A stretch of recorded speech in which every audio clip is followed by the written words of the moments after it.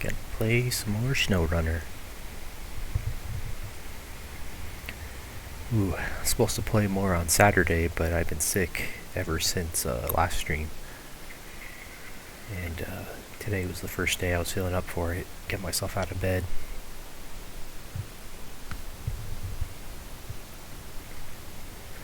Before I get too far, I may have someone join me today.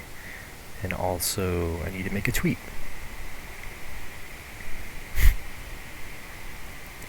Amazing how loud my fans are. I was listening to one of my previous videos, and you could hear them so clearly in the background noise.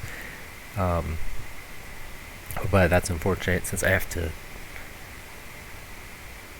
to raise the volume of my microphone just to make it possible to hear me so much that I can't cut out background noise beyond a certain decibel limit without cutting off my voice too.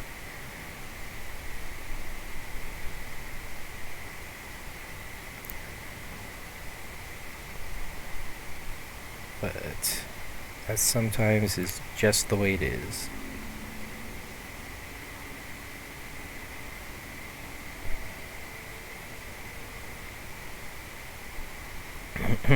Okay. Tweet created. Dashboard being pulled up. I always forget where stuff is. Stream Manager? Yeah, that's it. Alright. No word from my friend. Looks like he's playing a different game. Alright. Let's figure out how I was going to do what I said I'd do last time, which is get the garage. So there's a couple things. I have to bring a bunch of stuff. Let's see. Let's do some crazy saddle high stuff. So I have to bring a bunch of materials. I believe last time I realized I can see the mission. It's one of these. Buildings restoration? Concrete slab and fuel. Okay.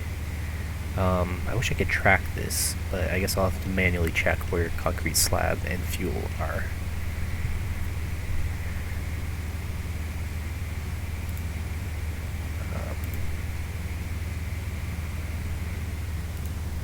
Concrete.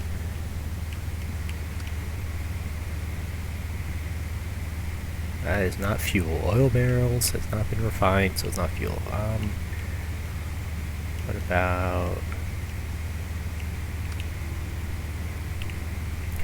What did I miss? Where?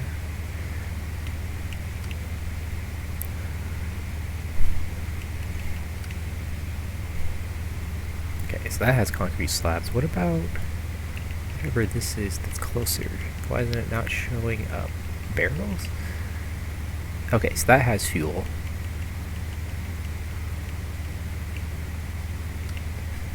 Station does not. That's bizarre. Wait a minute.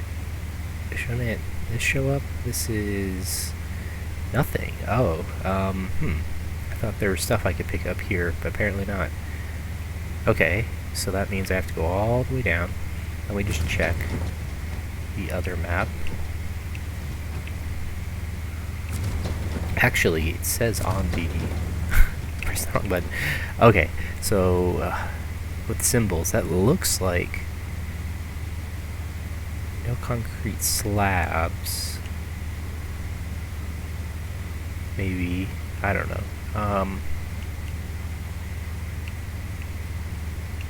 Let's see, where would I get it here? If I decided to...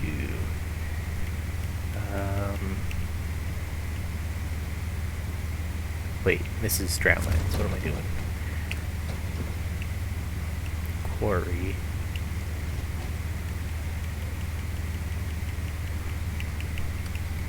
Okay, so we have fuel nearby, on the way. Do we have concrete slabs that aren't in the quarry? It's in the quarry. That sounds super dangerous to take a long trailer all the way down. Is it the exact same layout? No, it's different. No, wait. Yeah, it's a different loading spot. It's a little different. It's almost the same shape as the other quarry. Okay, so answer to this is get 2 concrete slabs, go to Zimnegorsk gateway. No, go to the usual gateway in the corner, and then on the way, grab some fuel. So I need a 5-slot minimum, whatever a large trailer. Yeah.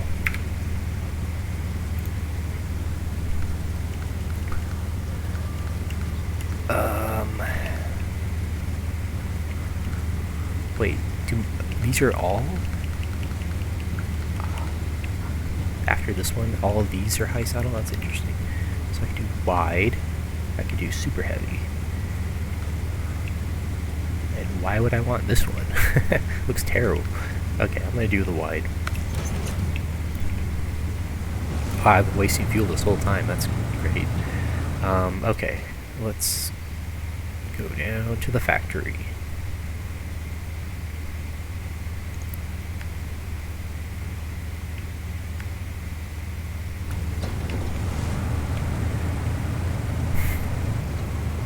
It's a big heavy trailer, but this is a big heavy truck, so it should be fine.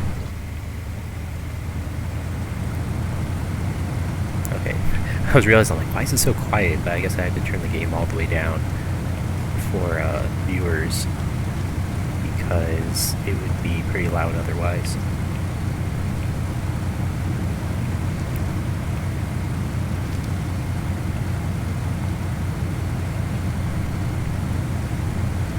Yeah, it's a big heavy trailer. I've never used this.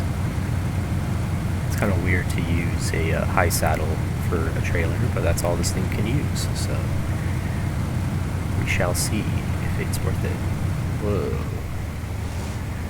It looks like the high portion is where you put a 1 slot. That's how most of these work, for 5 slots.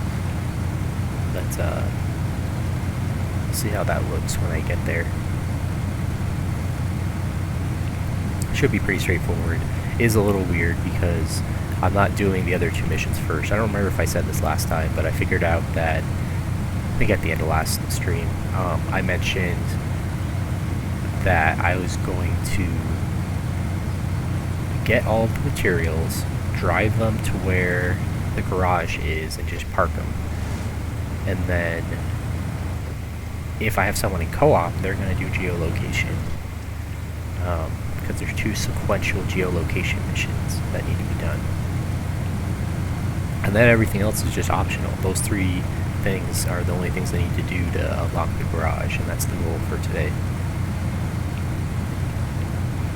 So it'll take a couple hours, it'll be pretty chill. I kind of needed this. Like I said, I've just been sick in bed. Over the weekend I was a bit manic with fever, and I didn't stream it because I couldn't even really talk over the weekend. But I got my setup ready for playing Rogue, and I did a couple hours of practice, and I recorded it just in case I beat the game before I even streamed it. I recorded it locally, and it was kind of funny. That game's pretty hard. It took... I probably spent about 2 hours playing it, and I had about 3 good runs, viable runs of potentially beating it, and I didn't even get to level 20. I think the furthest I got was like 17, which is pretty good. But for those who don't know, in Rogue, you have to get down to level 26 to pick up the amulet, and then make it all the way back up. And so, the deeper you are, the more dangerous the monsters. You pretty much have to run away from everything after a certain point. And I was starting to get to that point when I died. I got killed by Medusa, which is one of the most dangerous enemies in the game, because they can paralyze you in addition to dealing a good amount of damage. Fun fact, the time I was closest to beating the game, the only time I ever picked up the amulet, and I was making my way back up, I got lost on level 23, couldn't find the exit, and ended up being killed by a Medusa. So Definitely a dangerous thing. But I don't think I ever even saw one of the good rings. In Rogue, you have to... It's almost impossible to beat it without some good set of magical devices, usually rings that you can wear that have good effects, especially Ring of Stealth. I did find a Ring of Regeneration, that's a top tier ring, but I'm trying to remember what happened in the Ring of Regeneration run. I think I just straight up got killed by a troll because I wasn't thinking. I ran by it and ran into it because it was in my way, and I had to start fighting it, and it was dealing like 20 damage per attack, and before I knew it I was dead, so sometimes that happens. Regeneration, I think, adds like about 1 HP per move or something, so that's definitely not enough to survive. Should have started running away and then fight again, but I wasn't thinking. But yeah, Rogue is fun. Gihren's Greed, another game I think I've streamed only once. I can't even remember, but it was going pretty well last time, so I'll play more of that. I was playing Federation. I stole Zaku plans and developed them, so that's fun. I might just do a whole army of Zakus just for fun.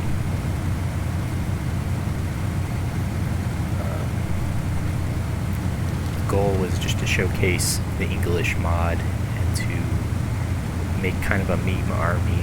I did that the last time I played. It was a lot of fun, so making an army of Zakus is pretty meme-like.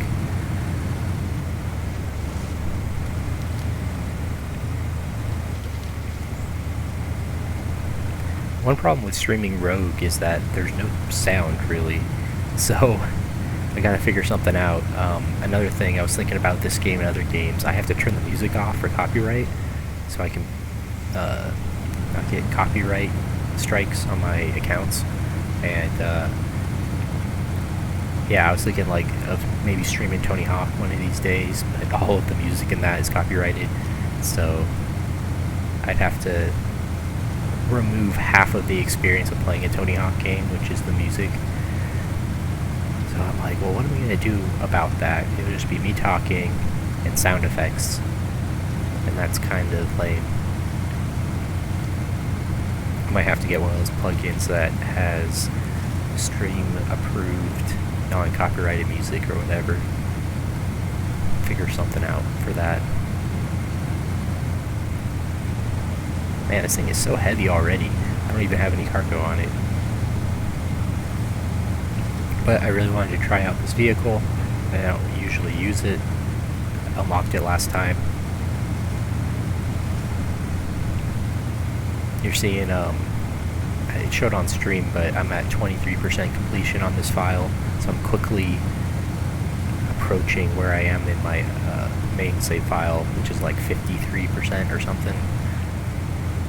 Won't be too long until I catch up.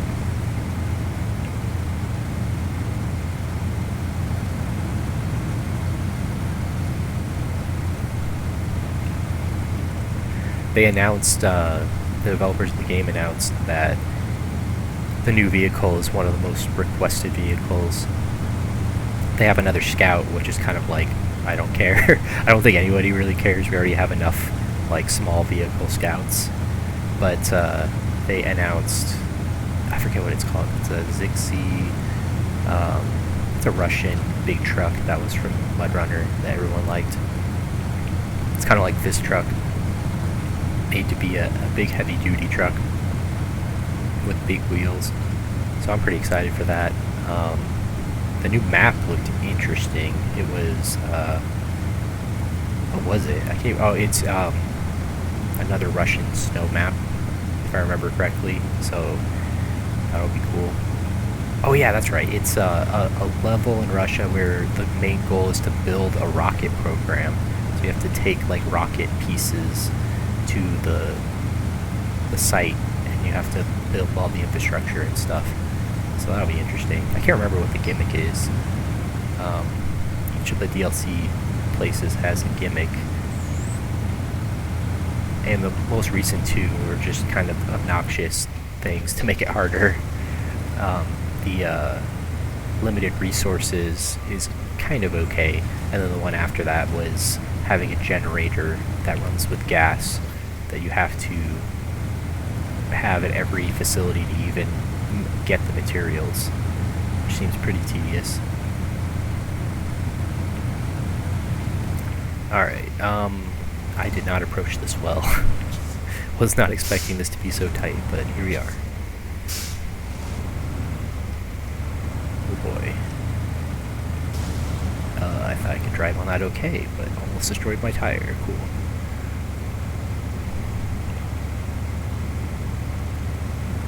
In Magic the Gathering news, I did not win $1,000.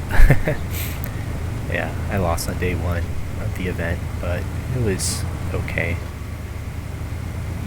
Turns out I haven't really practiced at all in the sealed format, which is different from all my practice in draft. Alright, let's get them slabs. Oh, I guess the 5th slot is on the end, not on the close side. That makes sense. Some of these 5 slots, you put the cargo on the tongue part that attaches to the truck. Not this one. Okay, that was too sharp. I almost crashed. But anyway, lots of ideas for my stream coming up. Hopefully I'll get better, because I've just been bleh with fever for 5 days or more.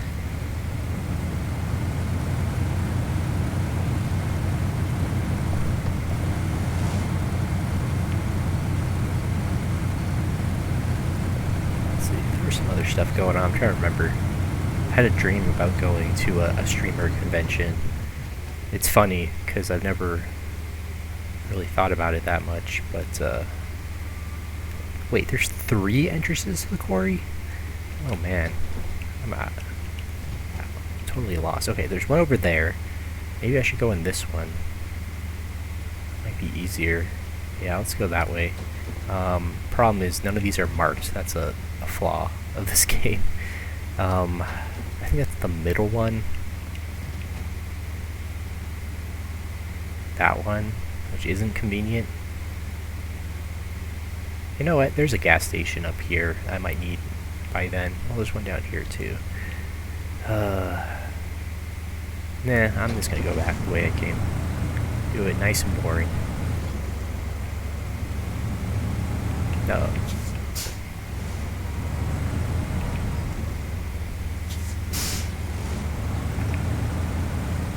There we go.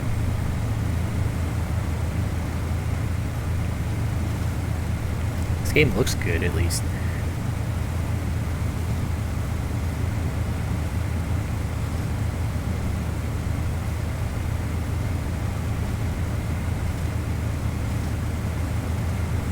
But yeah, so it's this game and a bunch of old games for the most part coming up on streams. I was thinking a lot about my tier list. It was nice to get those thoughts out. I finished Pokemon Heart Gold, which means I only have 2 more games to finish up playing a game out of every main game pairing.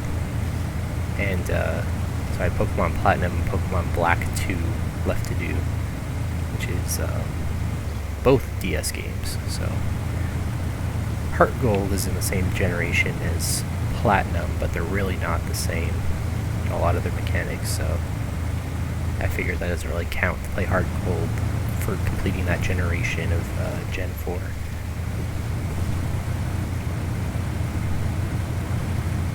I heard a lot of good things about Black, Pokemon White and Black, and White and Black 2. So I have high expectations compared to a lot of the other games that weren't as good around the same time.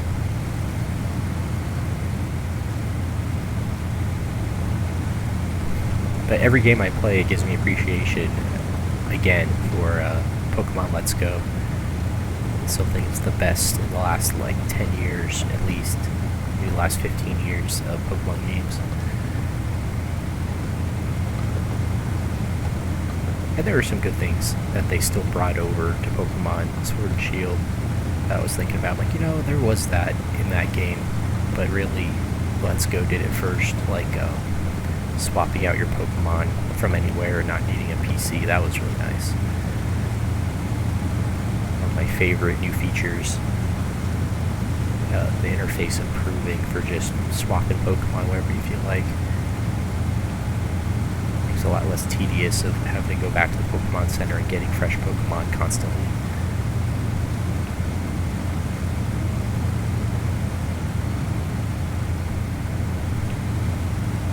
I guess I can get more fuel in the repair station place. Might as well. It's on the way. Wow, it's like struggling just a little bit. I can always unpack these, but it's a little more dangerous without the sideboard. You can easily just slide off if I unpack them.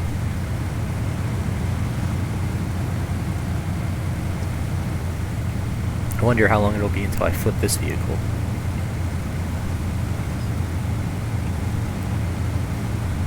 Got a goal to keep track of first flip for every vehicle, and this is one of the only ones left.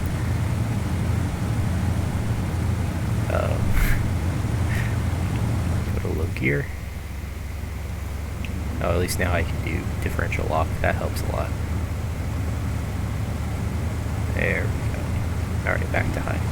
Or auto. Is high gear good? Oh yeah. Should have been in high gear this whole time. Okay, where am I even going? There's the turn off.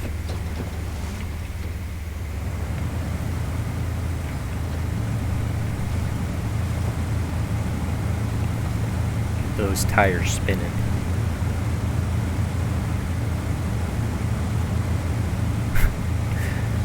Careful with this trailer. Just sliding sideways. Uh-oh.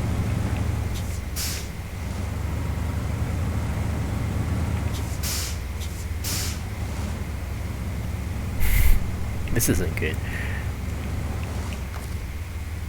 Too far away from everything, too. Let's see. Let's winch the back. Sliding sideways into the tree, so I need to winch the back into that. That'll help. There we go. Man, that's flexing a lot. They really changed the flex code last patch. Everything's all rubbery. For solid steel, it sure does flex a lot.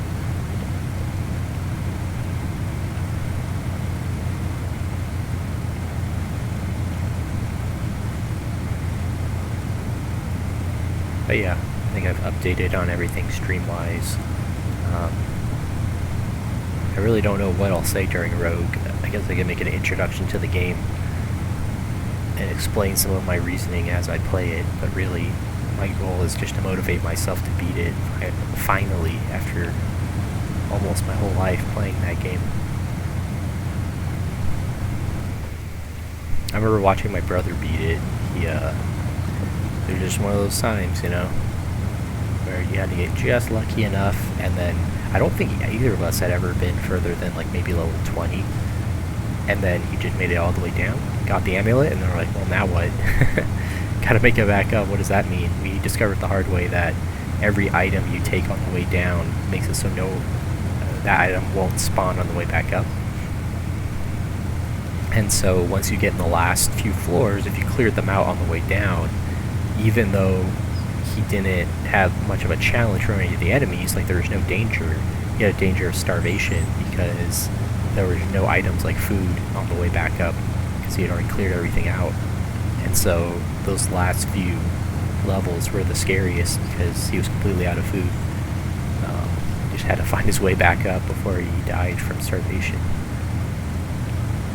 But now I know that's a thing.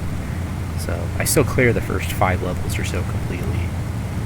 It's a good strategy before you start having to deal with rattlesnakes and aquators, who will hurt your strength and armor. Honestly, I think that game would be much easier if you just remove those two enemies from the game, or change their abilities to not permanently damage your stuff. If they changed that, it would be much easier to strategize of how to beat the game. You could grind through and pretty much just kill everything, gain enough levels to where you can kind of tank some of the late game enemies and survive. But because they have those enemies in, you have to be really careful about item usage, especially like which armors you're wearing and stuff, because that can kill a run pretty fast. Is having all your armor melted away to where it doesn't matter how good you are and everything else, as soon as you start getting hit by something, you'll die. I'm trying to remember too, the last time I died, I think it was because I got paralyzed. I was mentioning the Medusa. I had a scroll of Scare Monster, but she got me paralyzed before I could think to use it. Unfortunate.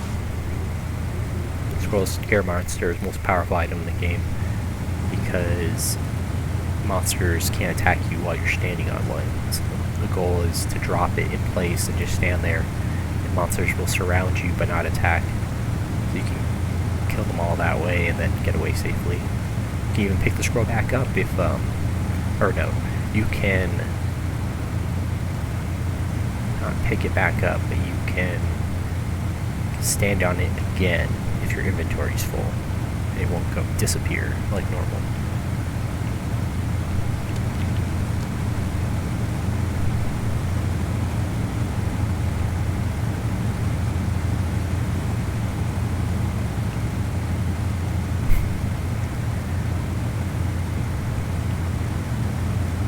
Look at my guy for a second. I wonder if you can make him shave. Or I wonder if they'll ever add driver customization at all.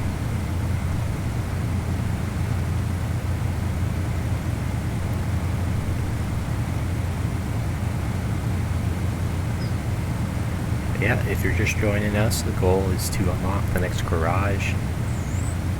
And I'm still hoping, just maybe, I'll have someone on my friends list join me to make that process go a little bit faster.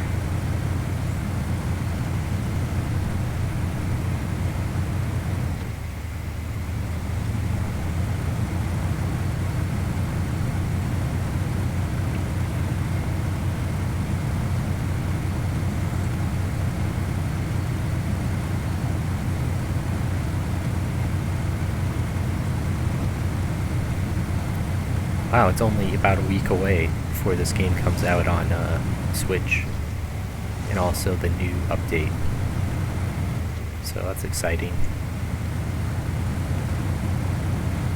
I'll have even more to do before I get 100%.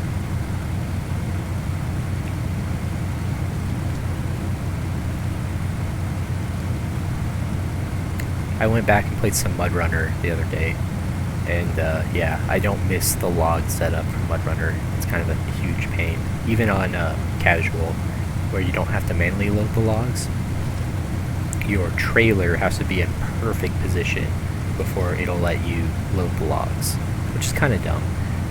This game does it better, where loading cargo, it pretty much just kind of snaps it into place, and it might launch your trailer around a little bit to adjust it so they don't intersect, but for the most part, there's no danger of that. But man, that old game, there's a few sections where the logging sites are designed in such a way to be frustrating. So you drive in, you feel like your trailer's straight, but then it's uneven because you're on uneven terrain in the loading zone. And so it says, it has a little arrow that's pointing up on the trailer. It's like, oh, the trailer's too low, so it's not straight enough to drop some logs in. Which doesn't make much sense at all. Like, you could easily just drop a log and then it'll be at an angle, it's fine. But yeah, it's very finicky. I did beat a whole map in like an hour and a half. So in some ways that's pretty straightforward, but biggest challenge was just the logs. I think that was the one I mentioned last time playing. It was a map where I was driving trucks like crazy and getting them all destroyed, because that game is less forgiving with damage. I mean, as much as people complain about this game, and hitting a rock does a ton of damage or whatever, or a guardrail will destroy all your tires, it's still not nearly as bad as Mud Runner. Oh, man.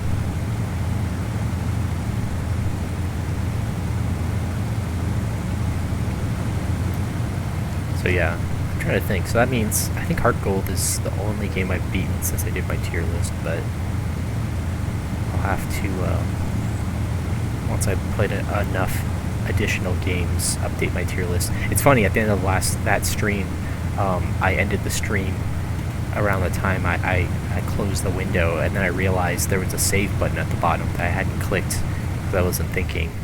And so I could have saved the tier list, but I'll have to recreate it if I want to use the same results. I'll look at my final results and put all those images back in there. Which isn't too difficult, it's just funny. Like, I had the opportunity to save it, I just didn't. It was kind of one of those hidden features, because there's ads on the site, and the ads were kind of obscuring where the save and continue looked like an ad. Because it was right next to the ads, but mistakes were made. Yeah, Pokemon Heart Gold, it was pretty good. Pokemon Gold was my first mainline Pokemon game, so that's why I wanted to play it, and it was okay. It was kind of frustrating. They added a bunch of new moves and gave them to the gym leaders and stuff, so it'll be like, oh, they have this overpowered move that isn't in the original, that's cool. Made some of the fights harder than I expected.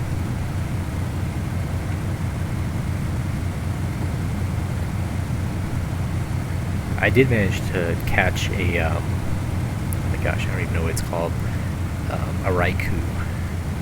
That's what it's called, which I've never, when I owned the game before. Well, I guess they're not in Pokemon Gold and Silver, if I remember correctly. They're only in Pokemon Crystal, so I'd never caught any of those, the big cat Pokemon, wherever they are. But I did. I had a Ho-Oh and a Raikou for my legendaries. And a Weepin' Bell in my final party, which I never evolved because you couldn't buy a Leaf Stone in that game. You had to win it, and I never won one. So I was just beating everybody with an unevolved Pokemon.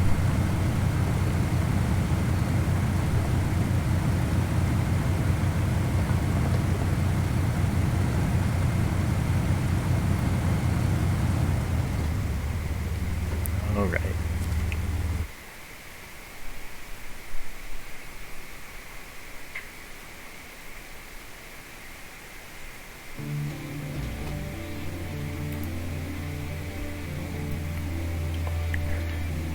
Musical sting starts. That's how we know we're there. I wonder how much they're going to charge for moving regions in the hardcore mode. That's one of the things I'm least looking forward to. Manual loading, it's like, alright, that makes sense. It's not as bad in this game, so I'm fine with that. But when you get to all the extra charges for repairs and stuff, I'm a little worried that I'll run out of money. I think I have a plan of how I'm going to do hardcore mode. Or I'm just going to rush to get the most expensive trucks that I can sell. Hopefully there's not a markup on trucks.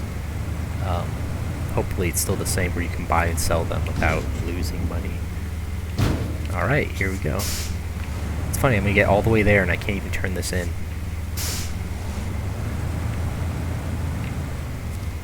Maybe I'll just leave this here.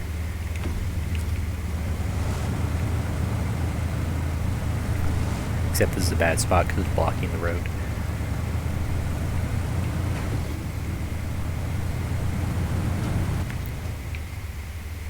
Alright, on the way to Zimnegorsk.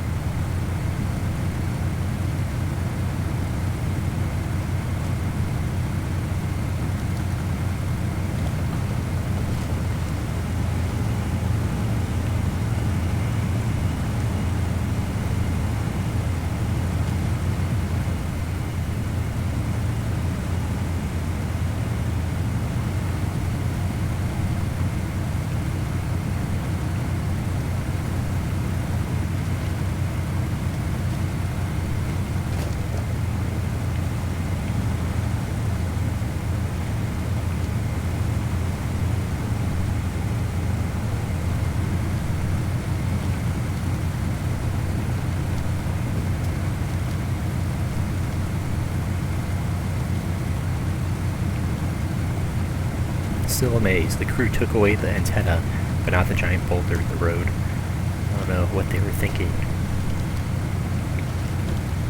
So once I get this garage, I'll probably hunt down the last few trucks I can unlock. Let's see. How many have I gotten? Oh, huh. Apparently in this region, there's only one vehicle? That can't be right.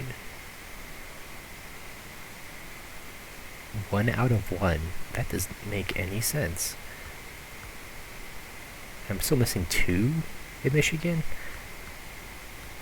Well, anyway, I was going to say I'm going to go to the Kola Peninsula, to Mandra and Lake COVID. But, yeah, so I'm really close to having every tire in the game, and I have good enough trucks so I can kind of go anywhere.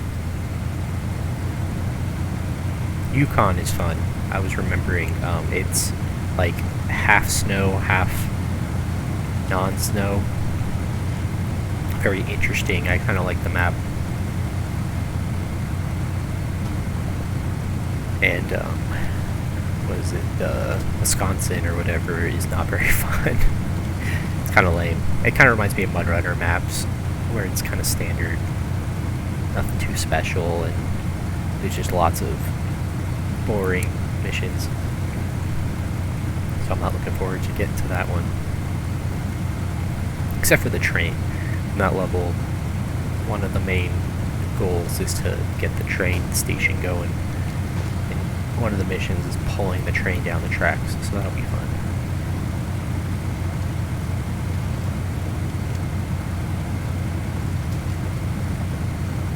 But yeah, with that new vehicle, things will be a little better.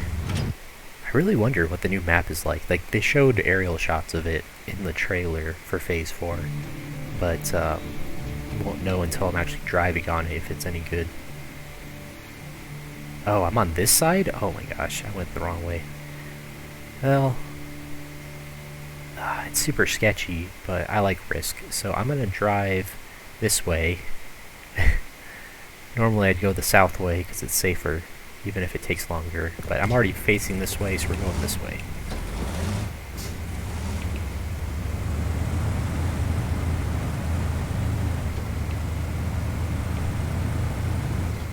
I don't think I've driven on this road yet on the stream, so this will be interesting as I try to remember what to do. But yeah, we go up to the broken bridge and then just keep going.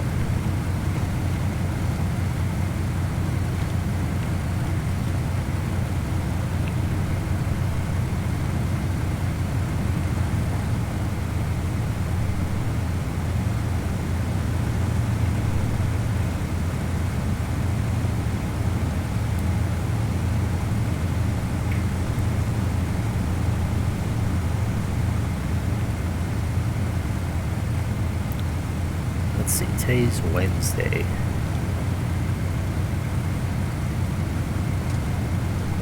Middle of May. I don't know why that came to mind, but it is. Middle of the week. I've been sick, haven't got any work done this week. Ugh.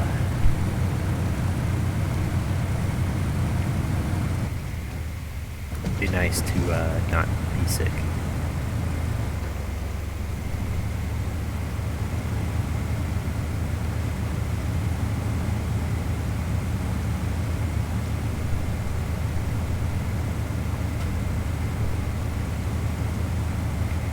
Yeah, I'll say about Garen's Greed. Someone gave me some feedback, which is right.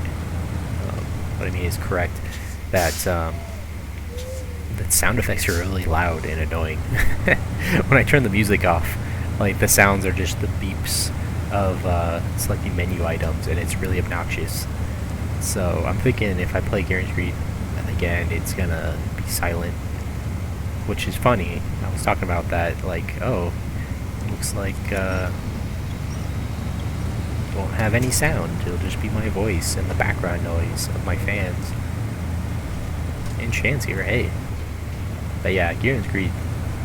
Sound effects is not my favorite part. I gave it a 10 out of 10, if I remember correctly. And as far as my enjoyment of the game, that's true, but I mostly play without sound, so that's part of it. Okay, so can I even make it up this hill? This looks sketchy. Like I'm already stuck on this rock. Oh no, I'm stuck on that rock that's in my tire. There we go. Oh no, I'm also stuck on that rock. Oh, this is not good. I don't know how. Is there any winch point? I'm not seeing any. Okay, well there we go. Come on. Nope, that was not good enough. Yeah, this was not the right way to go with the trailer.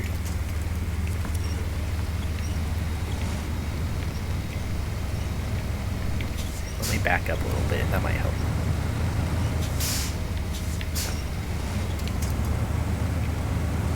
Oh boy, I'm like over the curve. Is that good enough? Yes. But now I have to get over this curve.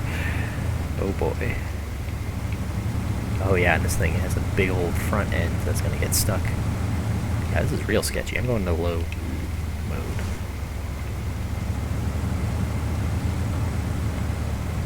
Low gear might save me. This is bad. I really gave myself a challenge by coming this other way. Okay, so let's see. Where am I turning my tire? Turn it to the left. Oh no, I can't reverse, that's why. Nope, well, I can't reverse normally either. I might be stuck. Oh no. There's nothing. What happens if I quick winch? Alright, so my back tires are not on the ground. Now they are. Okay. Yeah, this is going to be real sketchy. Because I have to be to the left. To the left to make it up. And it is not liking that. Because then the back end gets stuck. Alright, back to low gear. And now I'm stuck.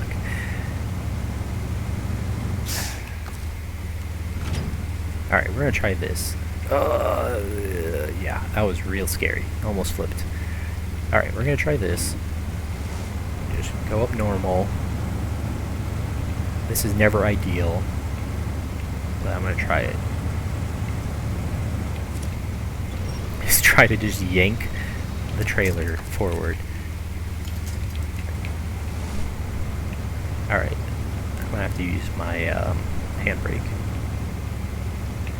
Yeah, this is not a good situation. Again, the other way would have been safe but slow. This is dangerous and apparently also slow. Even with the brake on, okay.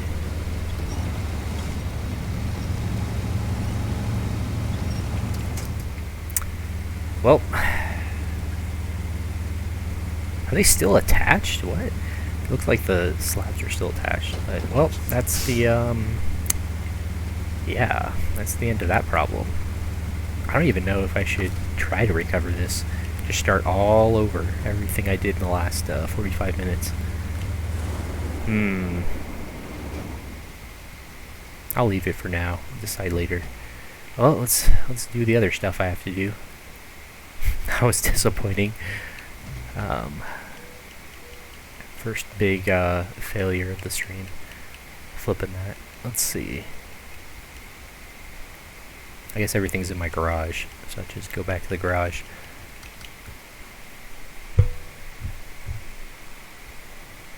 So I shaved my head today, and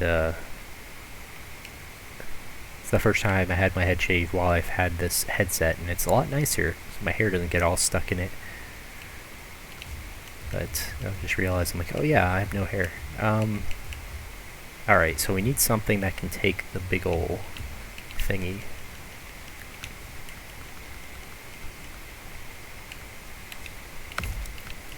Seismic vibrator. I think it's the oil? Yeah, geo research. Okay, it's in the quarry.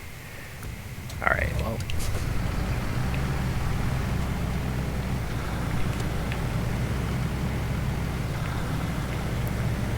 Drop frames so far this stream. It's interesting. I wonder if my internet throttles me or whatever.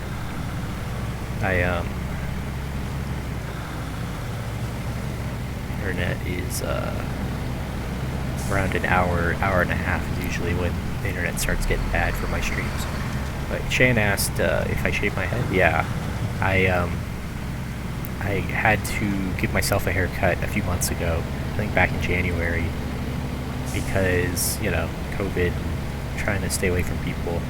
And I have a week until my next vaccine appointment, but I was dying because my hair is getting too long. It was just, and with my fever and stuff, I was like, you know what, my hair is part of the problem, keeping all that heat trapped. So I tried to trim it, and then I tried to turn it into a haircut that looked almost half normal.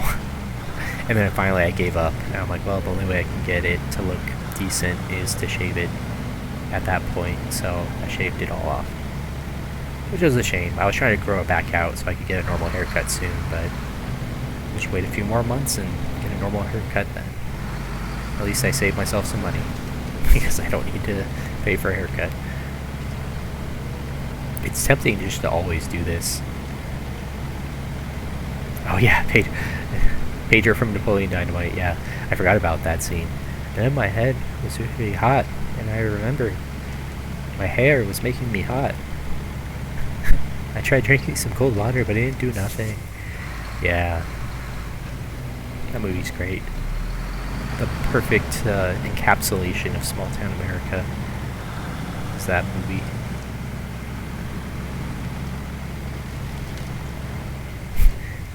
Wow, you have it perfectly memorized. Then I realized it was my hair and it was making my head so hot. So I went in the kitchen, I shaved it all off. Yeah, Pedro. Whatever happened to that actor? I can't remember his name. I remember, oh, and then I forgot it. The guy who played Napoleon Dynamite did lots of stuff. I should go look up his stand-up. His stand-up's really good. It's clean stand-up. Most stand-up comedians try to be as vulgar as possible, but not him. It's like Hedwig? What's his last name? Head something?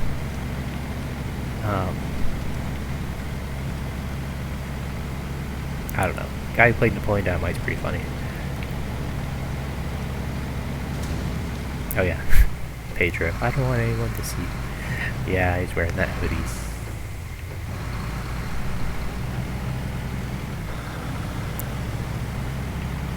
Good old Pedro.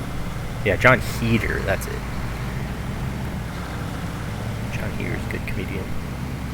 I was thinking about John Benjamin today. Trying to think of how to strategize, get other people to watch home movies. Because mainly, John Benjamin plays two of the characters, and he injects a lot of his comedy into it. Efren Ramirez. Oh, that's the guy. I should look up his IMDb. Remember what recent movies he's been in the last 20 years.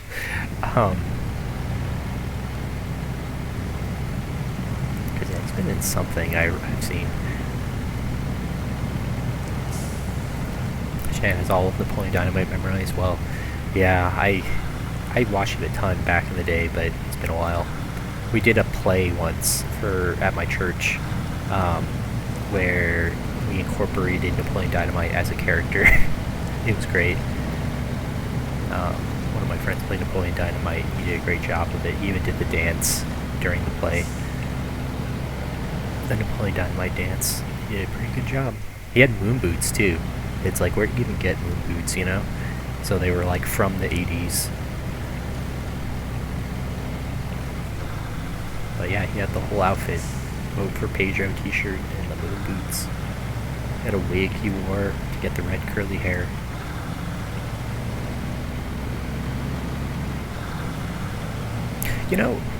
Wasn't it that John Heater, he had to get a perm for Napoleon Dynamite? Because his hair is naturally straight, isn't it?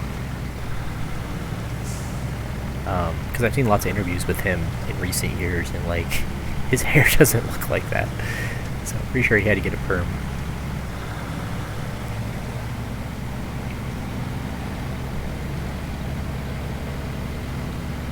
I should rewatch Napoleon Dynamite. It's a good one. I think about it sometimes because, even today, I was listening to Conan O'Brien's podcast, and he uses, the opening song was the White Stripes, or at least Jack White, doing that song about being friends. Conan O'Brien uses that as the start of his podcast, so I hear it like every time I listen. It reminds me of Napoleon Dynamite.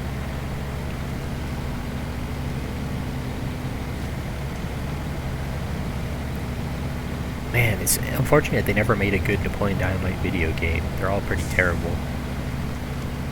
Like, the one I remember is the PSP one was just a bunch of mini games. And it was really bad.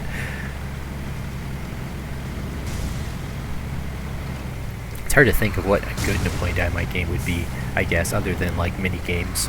Make it like the game Bully, where it's kind of an overarching story action game. But, or you have to go to classes and stuff, but then a lot of it's just mini games.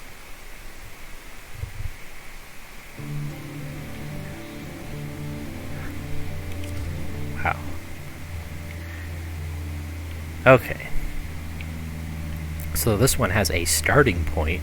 I've never done this one, so this will be interesting. It's one of the few missions on the stream that I've never done before, so I'll try to figure this out.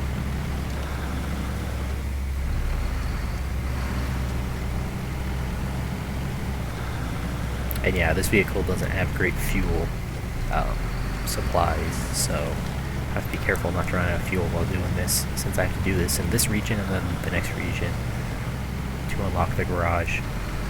Which is odd. It's like it's the oil mission or whatever, but why do I have to do this for them for they'll let me have the garage? Yeah, John Heater had to get a perm. Poor guy. Let's see. I don't even know. I'll have to...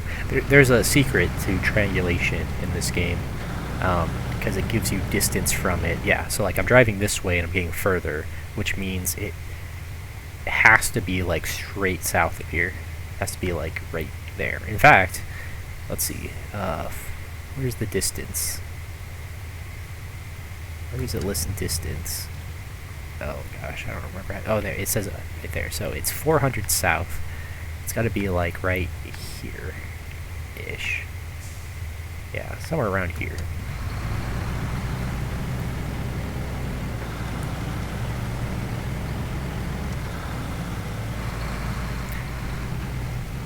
Well, it's very insightful, Jan.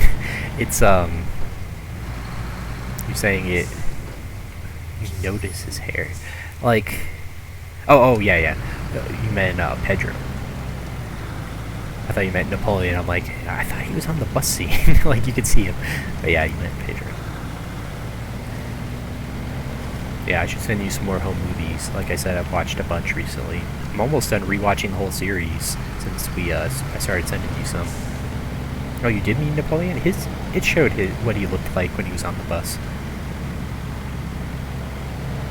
At the very beginning. Oh, you mean his hair changed because John got a haircut during filming. Yeah.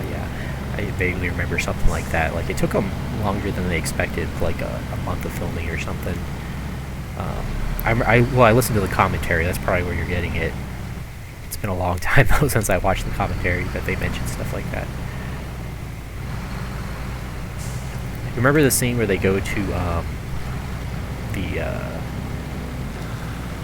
do you call it? The secondhand store to buy the suit? I remember them talking about that. And I can't remember if it was the DI, the Deseret Industries, if it was Goodwill or something, but like it's literally just the secondhand store that's in the town they were filming in, and they're just like, all right, let's go with this, you know. So that's cool. It definitely had that feel of being real.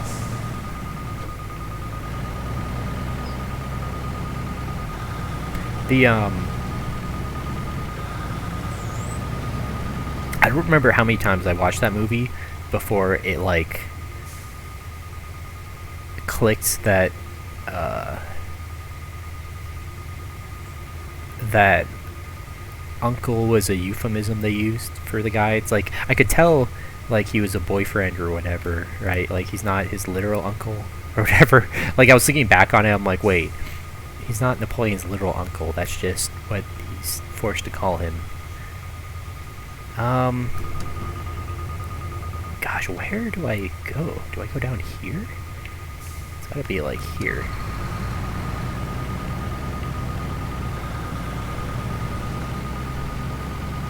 It's making lots of noise.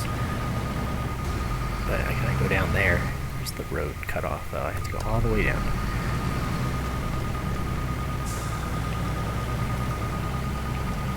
Yeah, Napoleon Dynamite definitely is a cult classic.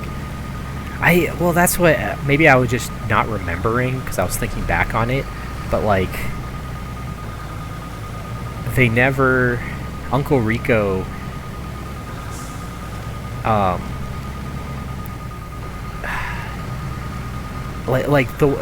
if you think carefully, maybe since you remember the movie better, like, he's a friend of the grandma, or something, like, not literally blood relative, you know? Like, I'm pretty sure they're using that term just, like, as a familiar term, where that's what Napoleon has to call him. Everyone just refers to him as that, but it's just like a euphemism, you know? But maybe not. I don't know. Because, like, when I was thinking back, I'm like, well, technically it could be either way, because it never specifies, as far as I can tell, whether they're blood relatives or not. Like, he just knows their family, you know? I'm like, oh, that actually could be true. But maybe I'm just misremembering. Alright, here we go. Oh, well, that's all I had to do for that. That was easy. Okay, so that means the third mission needed to get this is just this one. Oh, where am I going? Oh, no, it's on this map. Okay, that's fine. Yeah. Let's accept that. Okay. So now I get to... Oh no. Did the wrong one. Hold on. There we go. Now I just have to do this and I'm done with this segment. Let's see. 700, 900. What's... Okay, so there's probably one, like, way over here. I've definitely done this mission before. Now, I said earlier, I'm like, oh, I've never done these, but it's the only way to get this garage, and I've definitely gotten it before. Okay, so 930, so it's probably, like, over there. Unless you can go over here. No, yeah. It's either behind the quarry or, like, way over here, so... We'll go see. Yeah, the grandma mentioned that he was coming over or whatever, but, like, that doesn't necessarily mean he's literally their uncle. That's one of those things where just, like, they all call him Uncle Rico, but he never establishes that he's part of their family, just that he knows their family. And, like, you're probably wondering, like, well, why would you assume if everyone called him uncle, is he not an uncle? But I don't know. It just came to mind as, like, that's a possibility that they're not actually related. Yeah, and they never mention what happened to Napoleon's parents. He's just with his grandma. So it's one of those things where you're just like, huh, I wonder what's going on. Like, what's the real family situation? Because the brother also hangs out, you know, lives there. He's older, so it's like, well, what's their family?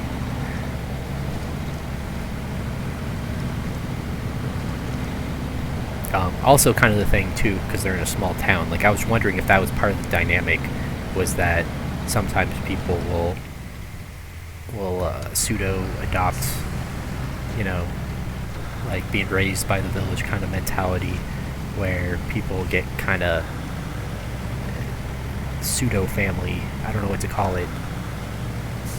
I'm talking like this is like an anthropological study that I don't relate to, because I really don't relate to it. Like, I don't know a lot of people that have done this, at least not very well, but like people in tough family situations sometimes, you know, will refer to people as their family when they're not like blood related. They're just friends essentially, or they played a role in helping to babysit or raise them or whatever. I should get some gas while I'm here. I don't know, it was just something that came to mind. Is like, oh, they never explicitly made that clear. Sometimes people use that as like a familiar term. For a minute, I was on the line of thinking that like maybe he had dated the grandma at some point, and uncle is sometimes used as a term for a boyfriend, like a boyfriend, but that's what you tell the kids, like, oh, this is your uncle so and so, when it's really the boyfriend of the single mother or whatever. So that's something I thought of, because that's someone who would know the grandma, but he basically is like an ex-boyfriend that is trusted by the family. I don't know. This is my movie theories. Is like that's a possibility maybe, where he had dated the grandma at some point, and then she called him up. It was like, oh, I was out at the dunes or whatever. Go take care of Napoleon. So like they know who he is. They've been around him, but they always just refer to him as uncle. It's just an accepted thing. And I figure, it's one of those things where it's just like Napoleon, is just too dense to get that was what was going on. So he never. I mean, so if this theory is true, though, I kind of like it because it sets up kind of that adversarial stepdad and like kind of dynamic that the two of them have. This male parental figure makes a little bit more sense. He could literally just be anybody, though. A male that is having to take care of him. So that works in any way, but I don't know.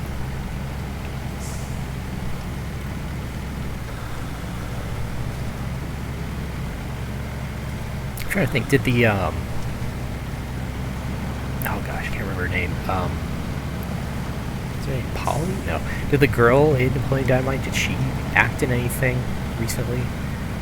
Like, I don't know how many of these people are, like, career actors, Because at the time, all of them were unknown, essentially.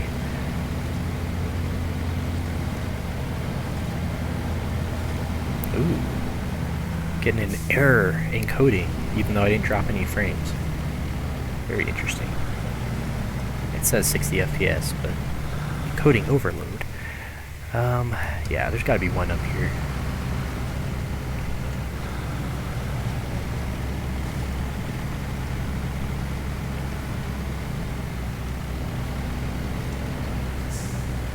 Gosh. So many things about that movie. It's just great satire, like Napoleon going and getting the job at the chicken ranch, and it's just horrible, and then he doesn't even get paid much. It's like $1 an hour. It's like, yeah, he got exploited. That sucks.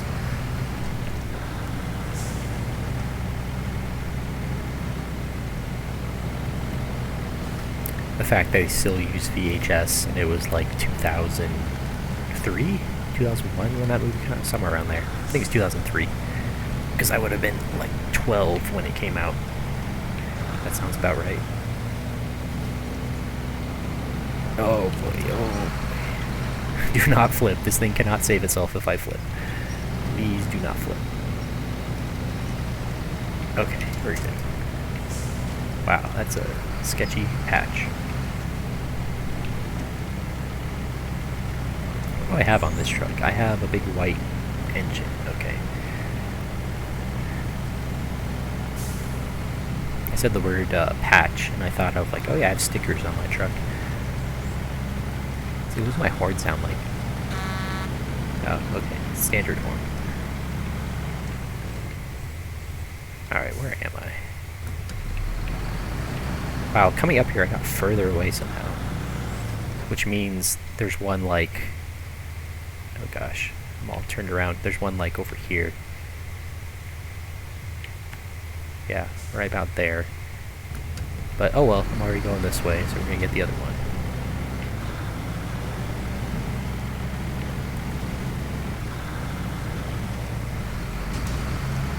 It was nice of them to separate this mission out into 2 missions instead of doing first part, second part like they do in all the other annoying missions. It's like, okay, you don't get anything until you do both parts, and we won't tell you about the second part. But this way, you get to see both parts in the menu, and you actually get a reward for each part, which is double good. But I don't know why they don't do that with every other mission. Just make it submissions that give you rewards. What's my... Okay, so I probably won't level up this stream. Maybe. I'm almost at full tire level, which is 16.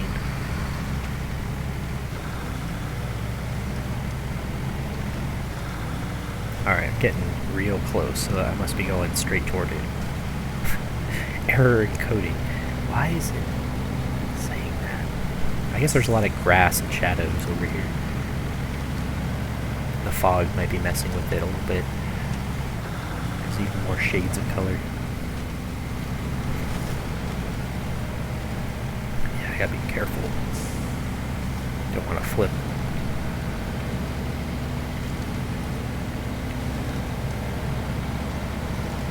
I'm like trying to watch the road and the distance at the top. Okay. For a second I thought I was getting further away. Oh, a tower I haven't gotten. Alright. So if it's straight this way, it might be up here. There's like not even any way to get on that mountain though, so I doubt they put it there. It's gotta be like over here. How far away is that? It's not saying. Not far enough away to say? Oh no, that's why. Okay.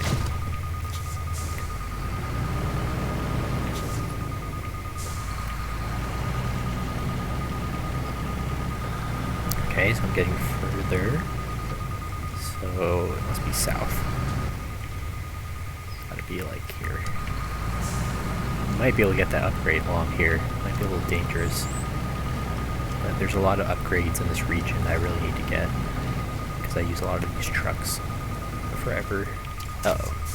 Stump issues.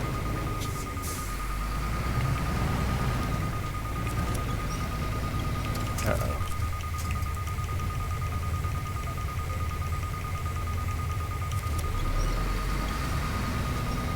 Oh, it's caught on the back end.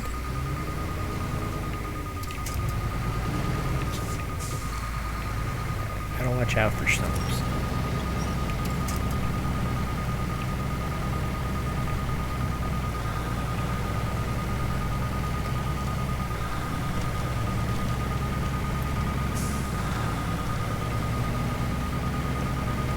Alright, almost there.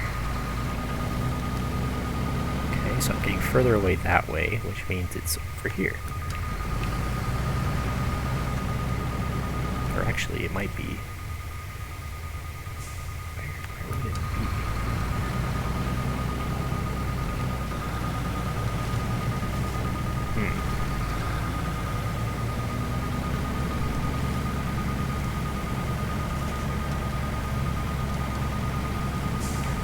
Okay, almost flipped.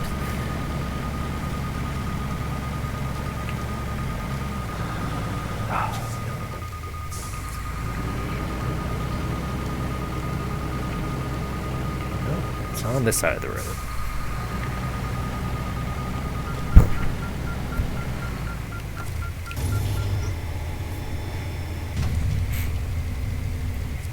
Alright. What is my damage? I never pressed that button. Oh, that's not the right button.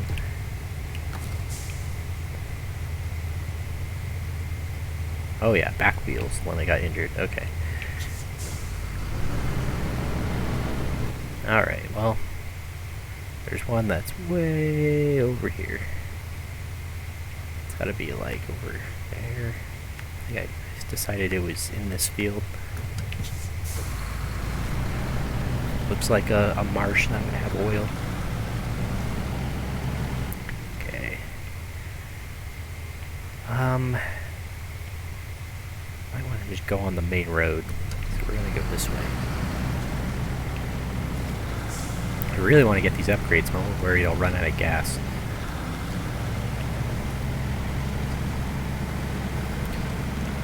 So we shall see.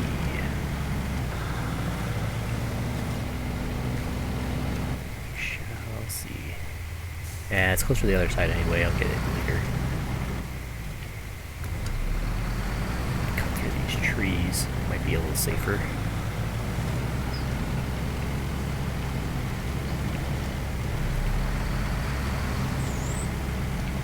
Oh boy.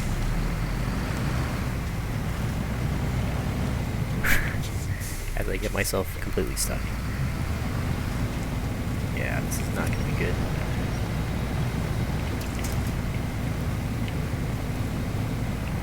Yeah, this is very bad. Especially with all these things on my truck getting stuck. That was weird. Like a big echo. Let me use a mouse real quick. Wait, what? That's weird. Attach trailer or attach winch disappears when I pull out my mouse. What in the world? What? Okay, there we go. So I can go like this. The first time I've used the mouse to do that. Okay.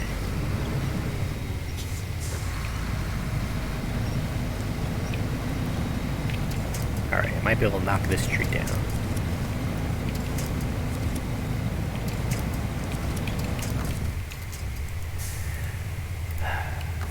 Do this again.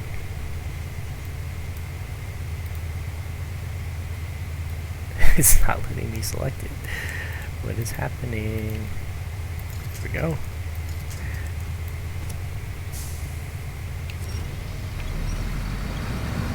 Oh, good. A fake tree. Stop witching that tree.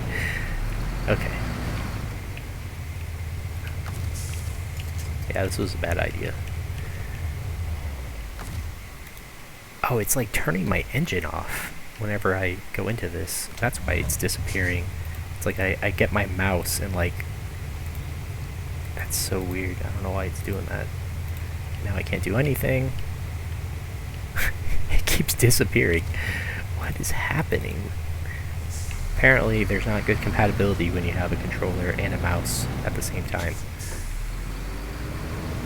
I wonder if they're gonna fix that.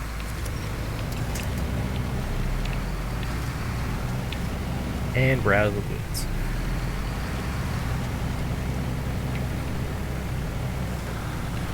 That might have still been faster than going through the mud, but I guess we'll never know. Ugh.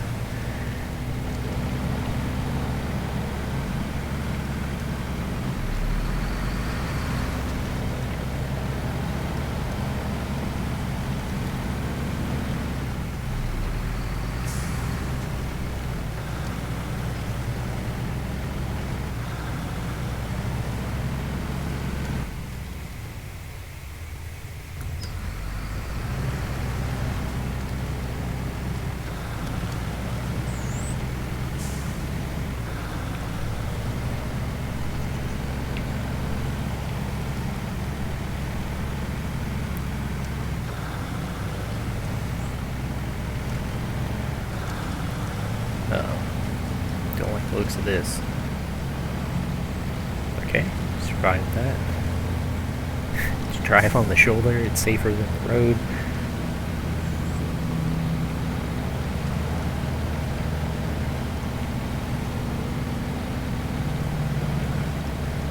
I might have it directly pinned. So I'm checking my update on the top right as well as the waypoint, and they're almost the same wherever I go. Like off by a meter, so it's pretty cool. Once I do this, I can attempt to rescue whatever's going on with that trailer. I might just give it up. The problem is that was an expensive trailer blocking the whole road up there. So I kind of want to do something to get it out of the way. You are allowed to delete trailers without just money deleted, which is a shame since there's a limited supply of money in this game. At least for the time being, they don't have endless missions. So if you delete trailers all over the place, you'll end up not having enough money. Even in casual mode.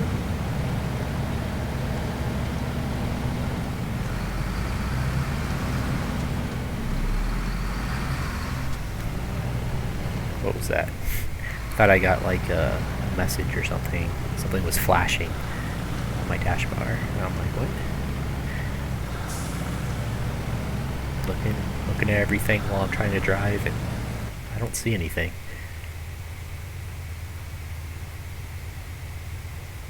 Yeah, there's like no good way to get there. But we're gonna turn right. Oh wait, this is where the gas is. This is where the gas is. First we're gonna get gas.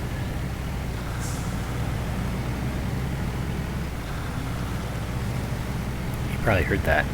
Someone without a muffler shook my whole apartment.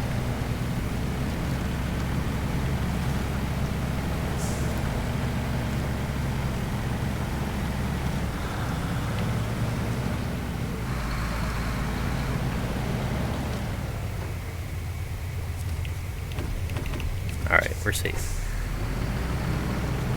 Oops, turned the wheel the wrong way.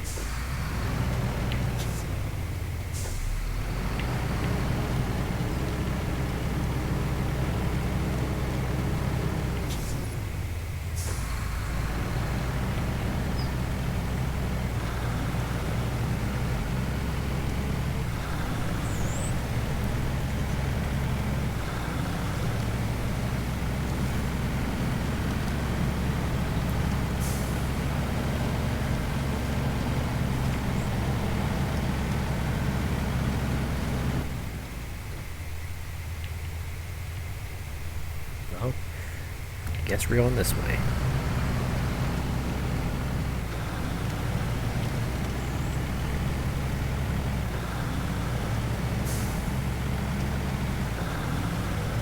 So the question is, should I spend 30 minutes getting a crane and attempting to rescue that trailer, or should I just spend the 45 minutes to go get a brand new trailer with all the stuff and do it all over again?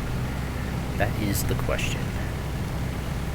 You know, I haven't done like a rescue operation yet on stream, like nothing major. So maybe I should, just to get used to it again. What is happening in my bar? I keep looking down and like stuff's flashing, and when I look up, okay, that's it. It's the encoding overloaded. It keeps like popping up and then instantly going away. And I haven't dropped a single frame, so apparently the encoding is not overloaded. I don't know why I keep saying that. I don't know what stream quality looks like for you guys, but every time I look at the FPS when that happens, it's still at 60, so nothing looks too different. Yeah, this rain is not helping the encoder, that's for sure.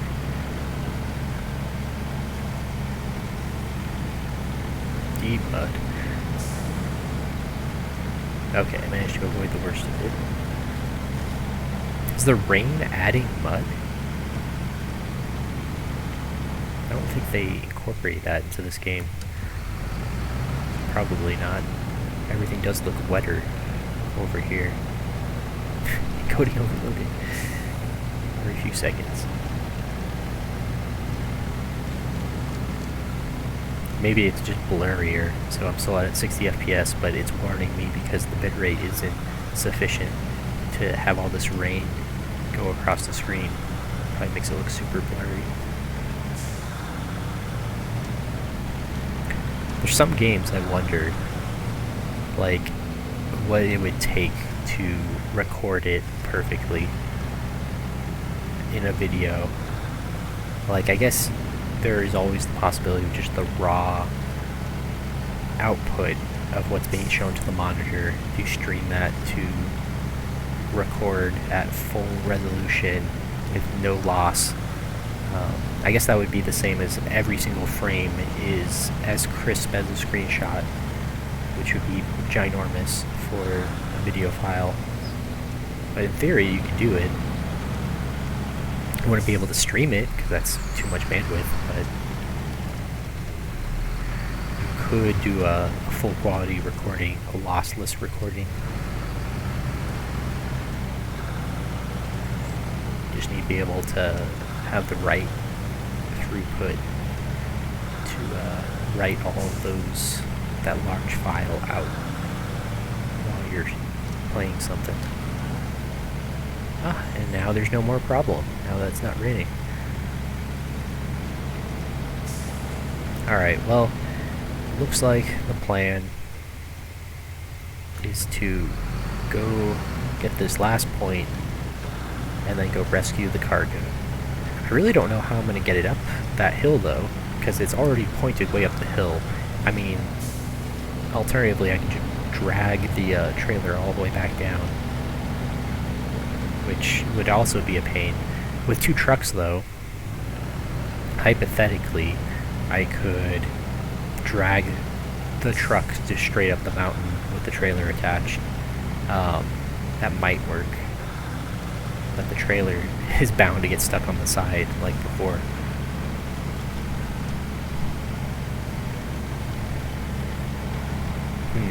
But yeah, I think we all saw the reason why I'm hesitant to ever try to tow an unattached trailer, especially one that has like the stoppers in the front that come down when you detach, because it will almost inevitably flip over the way the physics work in this game. Like, there's no way to keep it stable at all. We're in the beep zone. Just gotta not flip. Okay, slow down. Getting a little sketchy.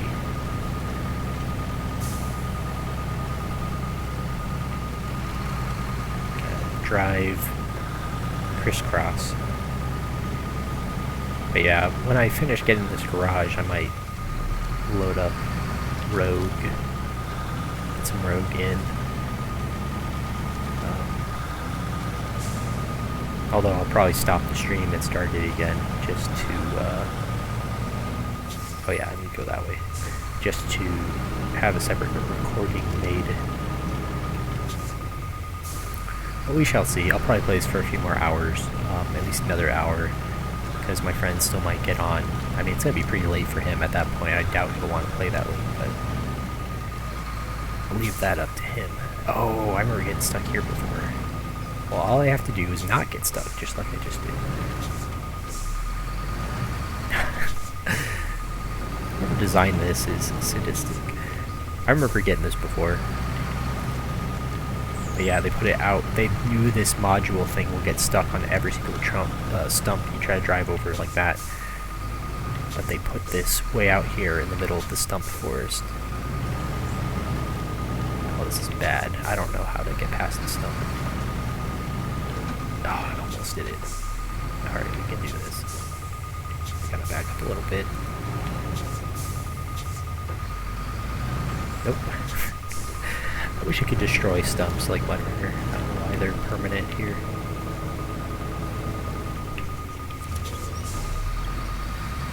Now I'm on top of a stump. Good. Great. Yeah, I've probably been stuck in the same spot before. Oh. Okay. We're gonna try to just pull past it. Nope, that didn't work. Can I pull myself sideways?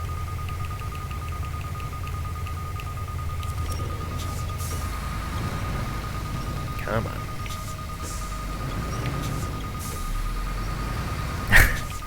It's like I'm making it worse with every attempt.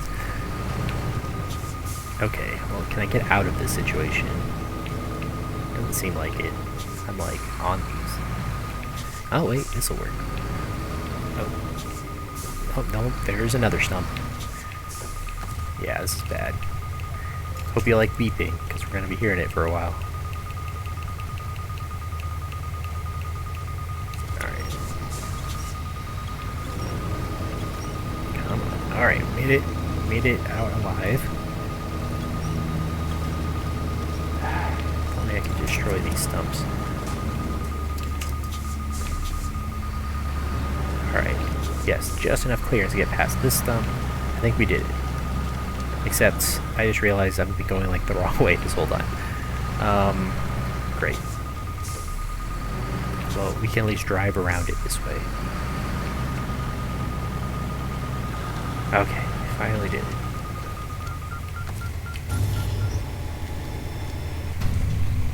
It wasn't as bad. I probably spent half an hour there before. Hey, I'm level 17. I guess I was already 16. I didn't pay attention. Wow, that was a lot of experience. 1,000? Yeah. Alright.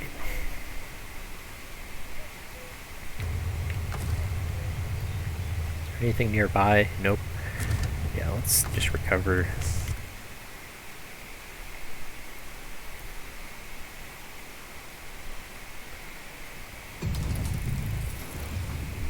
What am I going to do?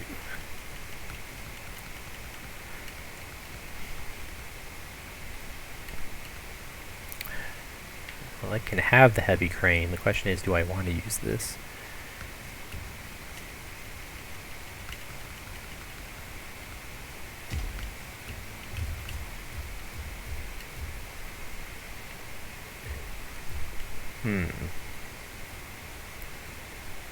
Let's use the Taiga. Ooh, has a different heavy crane. Alright, well, that's what we're doing.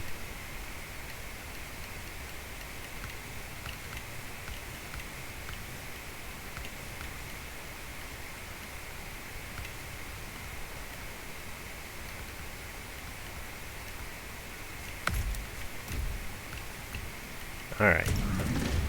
Here we go. Oh, and I'm not on the right mission. Let's do that.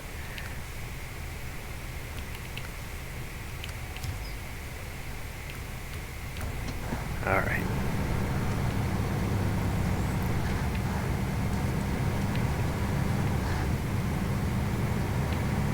I don't use these things too often. You can see it makes my truck way wider and easier to get caught on things. But we shall see if I can successfully rescue the trailer.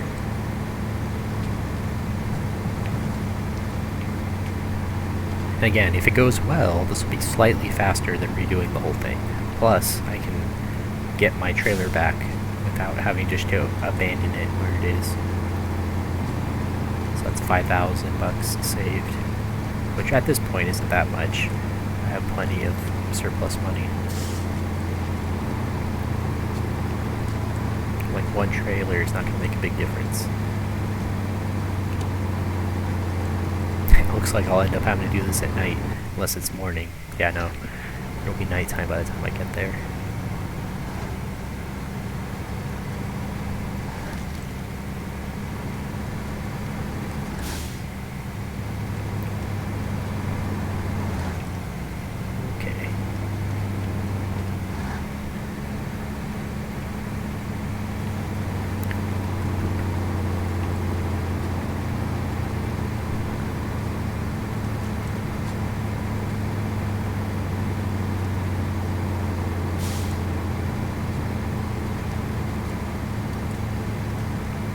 One thing I noticed about Rogue is using the Amiga emulator.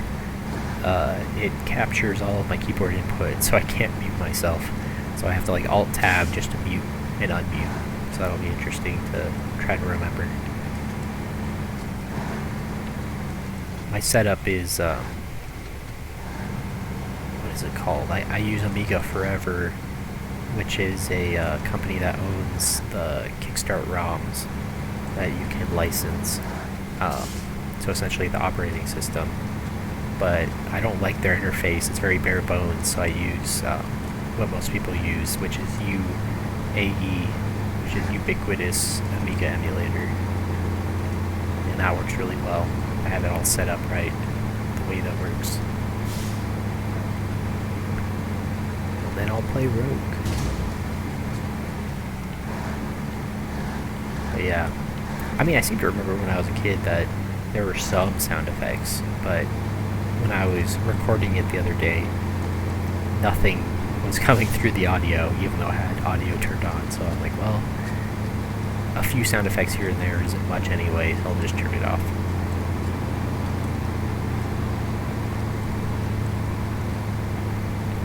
Something that's been on my bucket list. I know I have like nearly 100 games on my to-beat list, but that's one that I definitely want to beat before I die. I was thinking of how I'm going to do Angband next.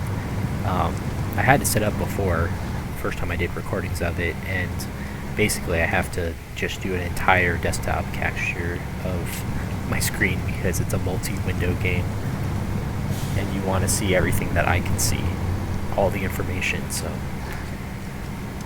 we'll do that.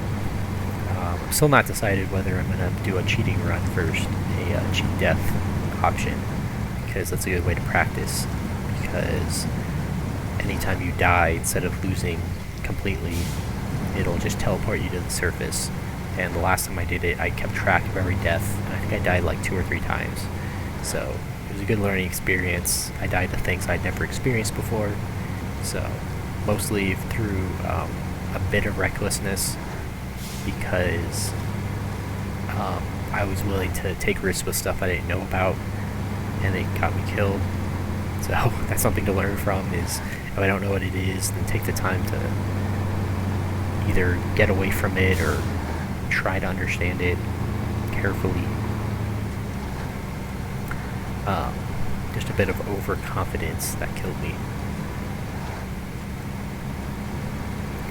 Yeah. My best run was about 25 hours of gameplay. Level 45, High Elf Rogue. Told the story, but I died.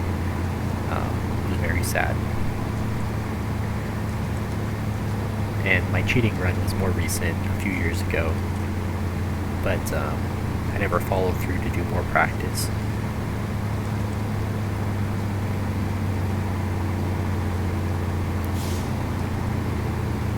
But that would be fun. It'd be a nice showcase of how the game works. It was a lot faster. I think my cheating run was like 10 hours or something, so much more manageable because I can be a little bit more reckless than I should be as I'm learning what's going on.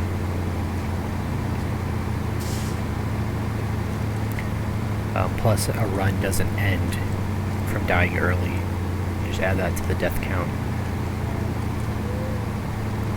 And early deaths are pretty common in Eggman. So that could be easily an hour lost each time you die early.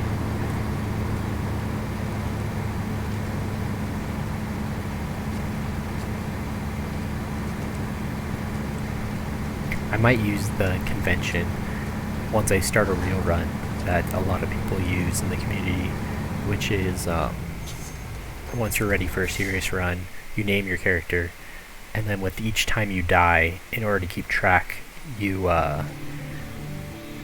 add a number after their name, as if they were like the sun named the same thing. So I'll have like Molotov, then Molotov 2, Molotov 3.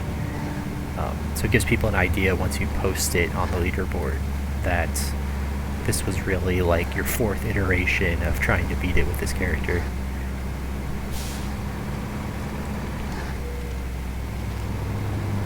I do have that death on the leaderboard, the level 45. It's pretty high up because of how high my experience was at the time, and that's how the leaderboard works. Yeah, so it's pretty high for a no-win character to be uploaded. Most of the people that upload losses are either doing it for a contest to show how far they got, or are people are really active in playing the game and they want to show something interesting that happened. But for me, it was my best ever, so I put it on the leaderboard.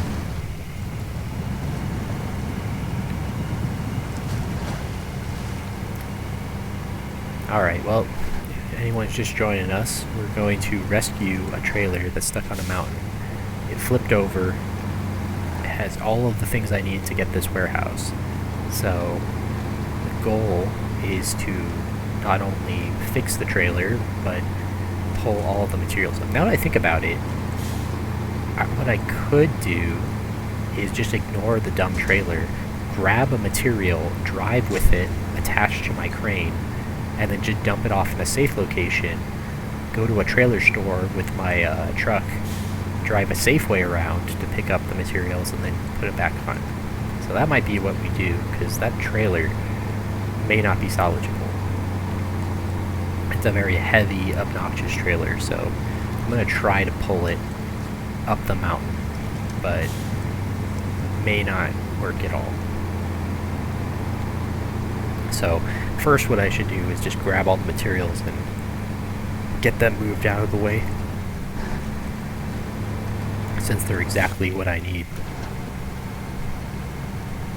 And once that's handled, go back for the trailer. My other truck's going to be in the way. I might want to just drive it up the hill out of the way. And all of this could have been avoided if I had just gone to the other travel point instead of this one. But oh well. It created some conflict for me to resolve. What is that? Oh no. Put me there. Okay. Here's my flip trailer. Did it delete all of my materials? Or are they still attached? I think they're still attached. That's odd. It's kind of scary now I think about it. If they're still attached, it's just going to make it heavier. And I can't do my plan to move the materials out of the way. But oh well, I guess we'll see. There's not a lot of room on this road, so don't really have a plan of how I'm gonna winch it up. I guess I'll try to drive past it up the hill and then flip it over from above it. But that's easier said than done. At least this truck is really solid. Hasn't had any problems getting here.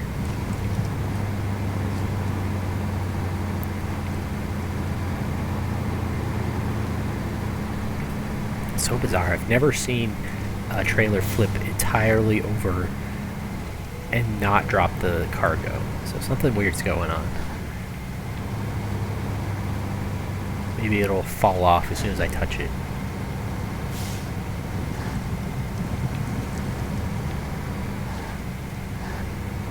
And maybe this is just a special trailer, and because I've never used it, it's never been a problem.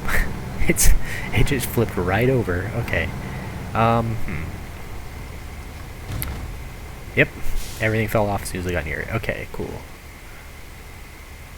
So I need to move. Okay, well let's just do this from here. Activate anchor, crane mode.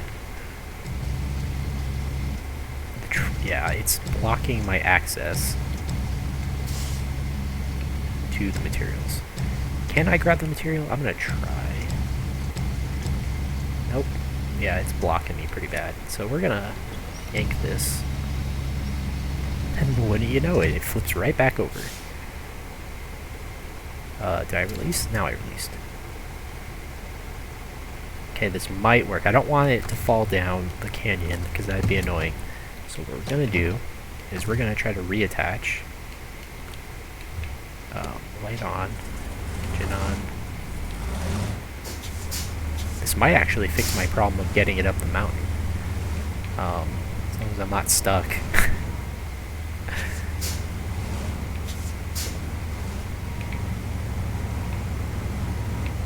Oh, there we go.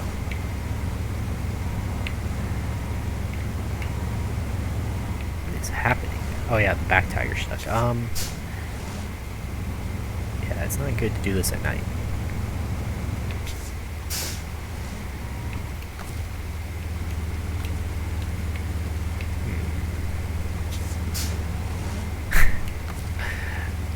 Okay. Let's try winching it. That worked so well the first time. Oh, that actually is working. Okay, so now it's probably close enough. Nope.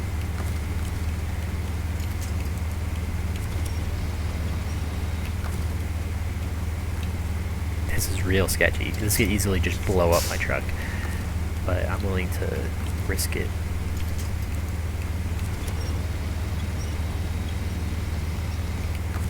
Okay, that's almost close. Yeah, there we go. Okay. Now, can I get up this hill? Doesn't look like it. So what I'm going to do... Can I go back at least? No. Okay. What I'm going to do is stop my engine. I'm going to grab the materials. Wait, no. I'm just going to get it after. So here's my plan. I am going to drive around to the other side. Might as well get this while I'm going up there. And what we're going to do is pull the truck up with the trailer empty Then after we get it up, I'm going to drive this down, pick up the materials, drive them back up the hill, and put them on the trailer. So that's the plan.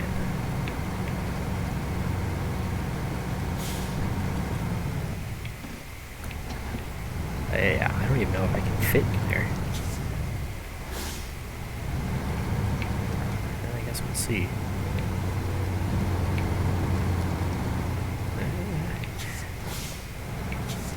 Don't want to get stuck. What is happening with that tree?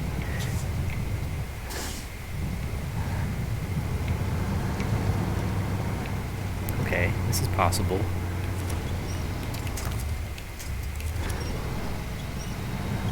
There we go. It's like they knew this would happen. So they're like, okay, how wide is the crane? Let's make it almost impossible to get up there if you have a crane.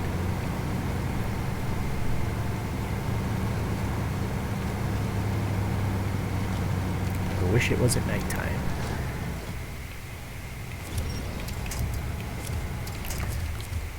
I can't even tell what I'm stuck on. Probably a rock.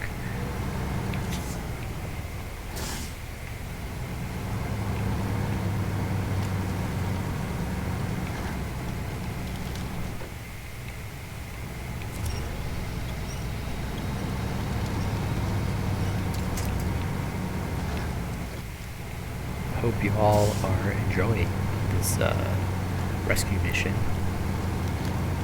This rescue mission brought to you by me. I am not sponsored by anybody, so.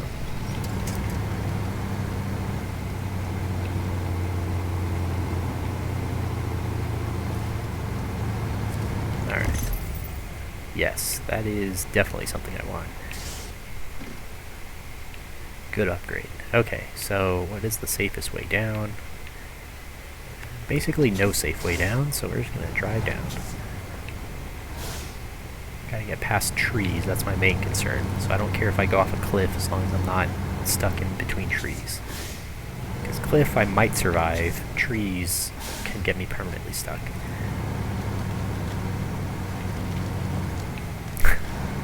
Okay, this is a little sketchy of a cliff, but we'll make it work. Alright, we're fine. Barely even took damage. Almost drove off the next cliff, which would have been a problem. Alright. So my plan is working. I should back up, but there's some room up here for me to flip around. So we're gonna do it like, that's not very flat though. Maybe I won't back in. I can use this rock. Apparently I'm too lazy. Okay, let's just ease down. Ooh, this is gonna be sketchy at this angle. Alright, so crane mode. Yeah, no, it doesn't look like I'm attached to anything at all, so we're gonna try this. Yeah, okay, well pretty soon I'll hit something. How do I... I'm just dragging myself down, okay. There we go. Let's lift? No. Okay, I'm still okay. How do I pull back? There we go. That's what I wanted to do. As I drag myself down. Lower. Okay. Pull forward so I'm not at a weird angle.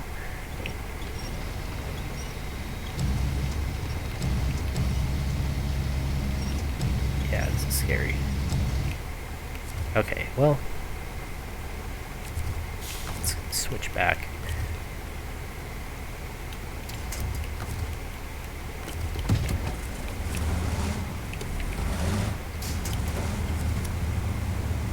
At least now I have a winch point. Even if it's, doesn't like this very much, but it's working. My winch point is jerking all around. Oh, my handbrake was on. That's why it was being so weird. There we go. Can't believe this is working. Okay, so handbrake that. As I slide all the way back down. Get me off the rock. Maybe I can't get off the rock because the trailer's stuck. Alright, well, let's handbrake that and change truck. Back this up. Restore crane. Back up a little bit more. Uh-oh. There we go. Just a little stuck.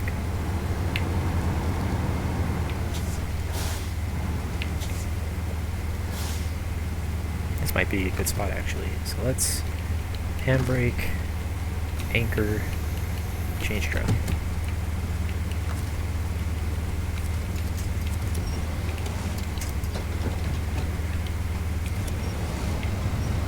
Hey, I'm making small progress. Uh-oh. As I yank the truck out of the way. I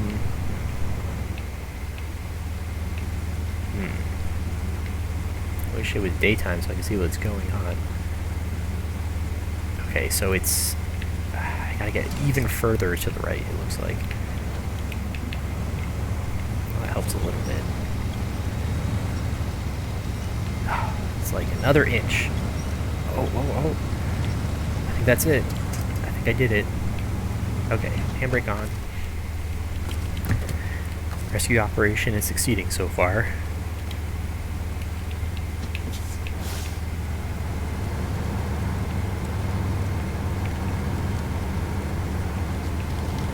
Alright, if I can just get up to this section, I should be good.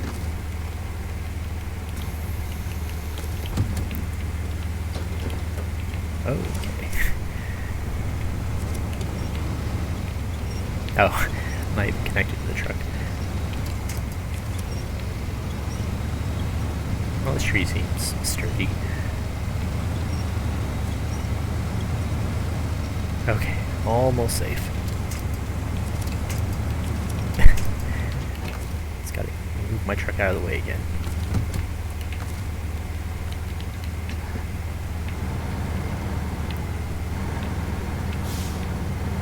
Whoa.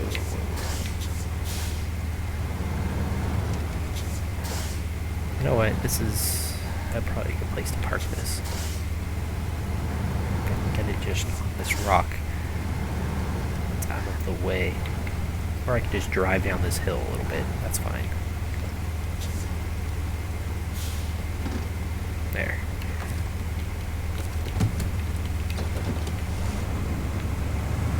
Alright. For a second I'm like, oh, I don't need the other truck anymore, but I do, because I need to go pick up all the cargo still. Bring it all the way over here. But this seems reasonable. That scared me. It moved a little bit from coming in physics range. Okay. Out of the tough spot. Now it's just a matter of grabbing each individual piece of cargo.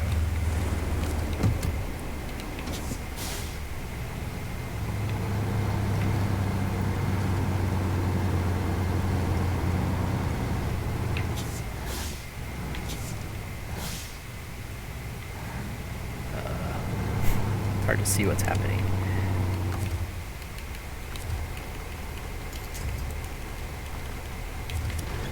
I probably should give myself a little bit more clearance.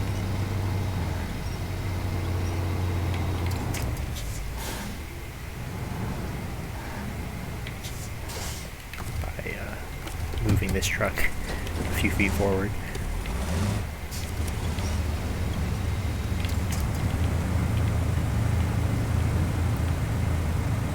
Alright. That helps.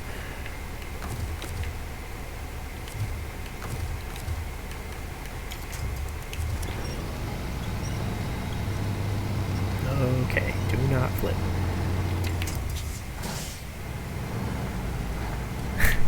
It's barely helping.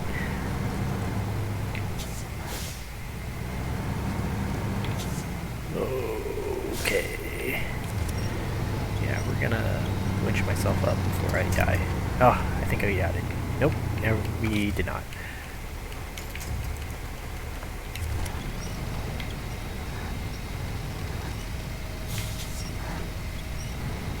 That's something I didn't think of.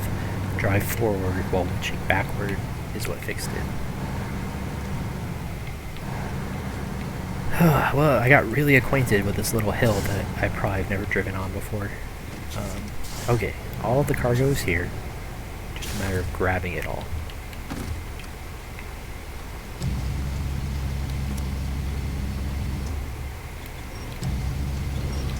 How do I... what's the winch button? Oh, they call it lift lower. Okay, so that's probably fine. Yep, that's... They always have to do the stupid... Handbrake is the same button as release winch. So if you have handbrake on, you can't turn off handbrake without also releasing the winch. Very frustrating. Alright, I think this will work. Okay. As long as I don't get myself killed.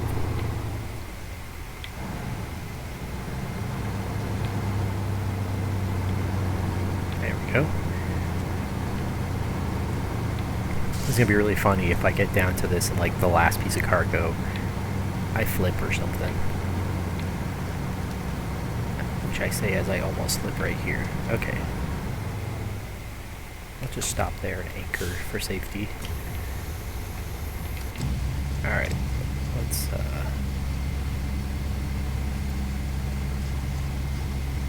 thing's pretty slow.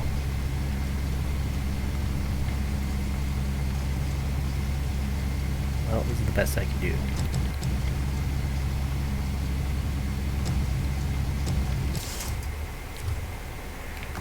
Might as well attach it now. Actually,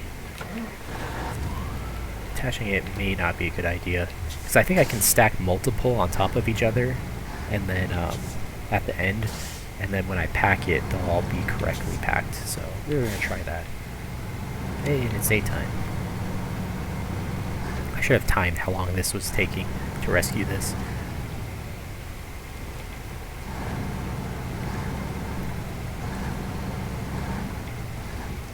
Okay, gotta watch out for that rock.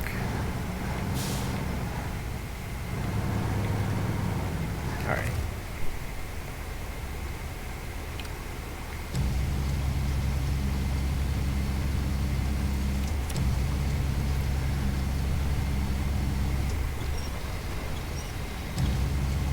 Let's go up a little bit. Alright. Might as well. Can I pack this? I'm trying to like just get it stuck on my hood. It doesn't look like that's gonna work. Alright, back up the mountain.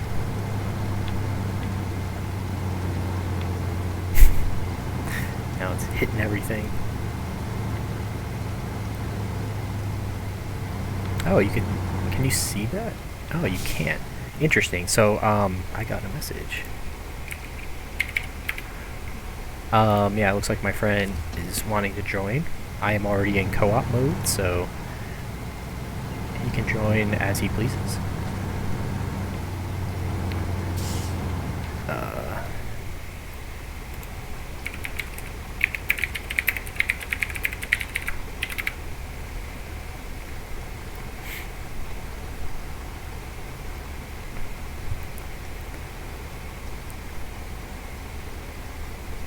See if we get a call going.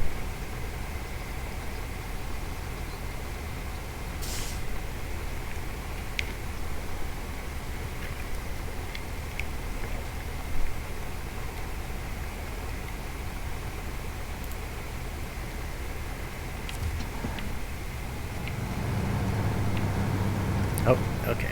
We got the call. Hello, you are on stream. Hey, how's it going? Pretty good. I've been in co-op ready for people to join, so join on in. Oh, sweet.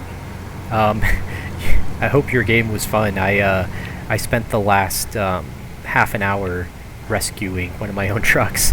Oh, yeah? I'm actually really surprised it worked. Most rescue operations fail, but I'm not entirely done rescuing. It'll be done in like 10 minutes, but it was very, very hairy situation.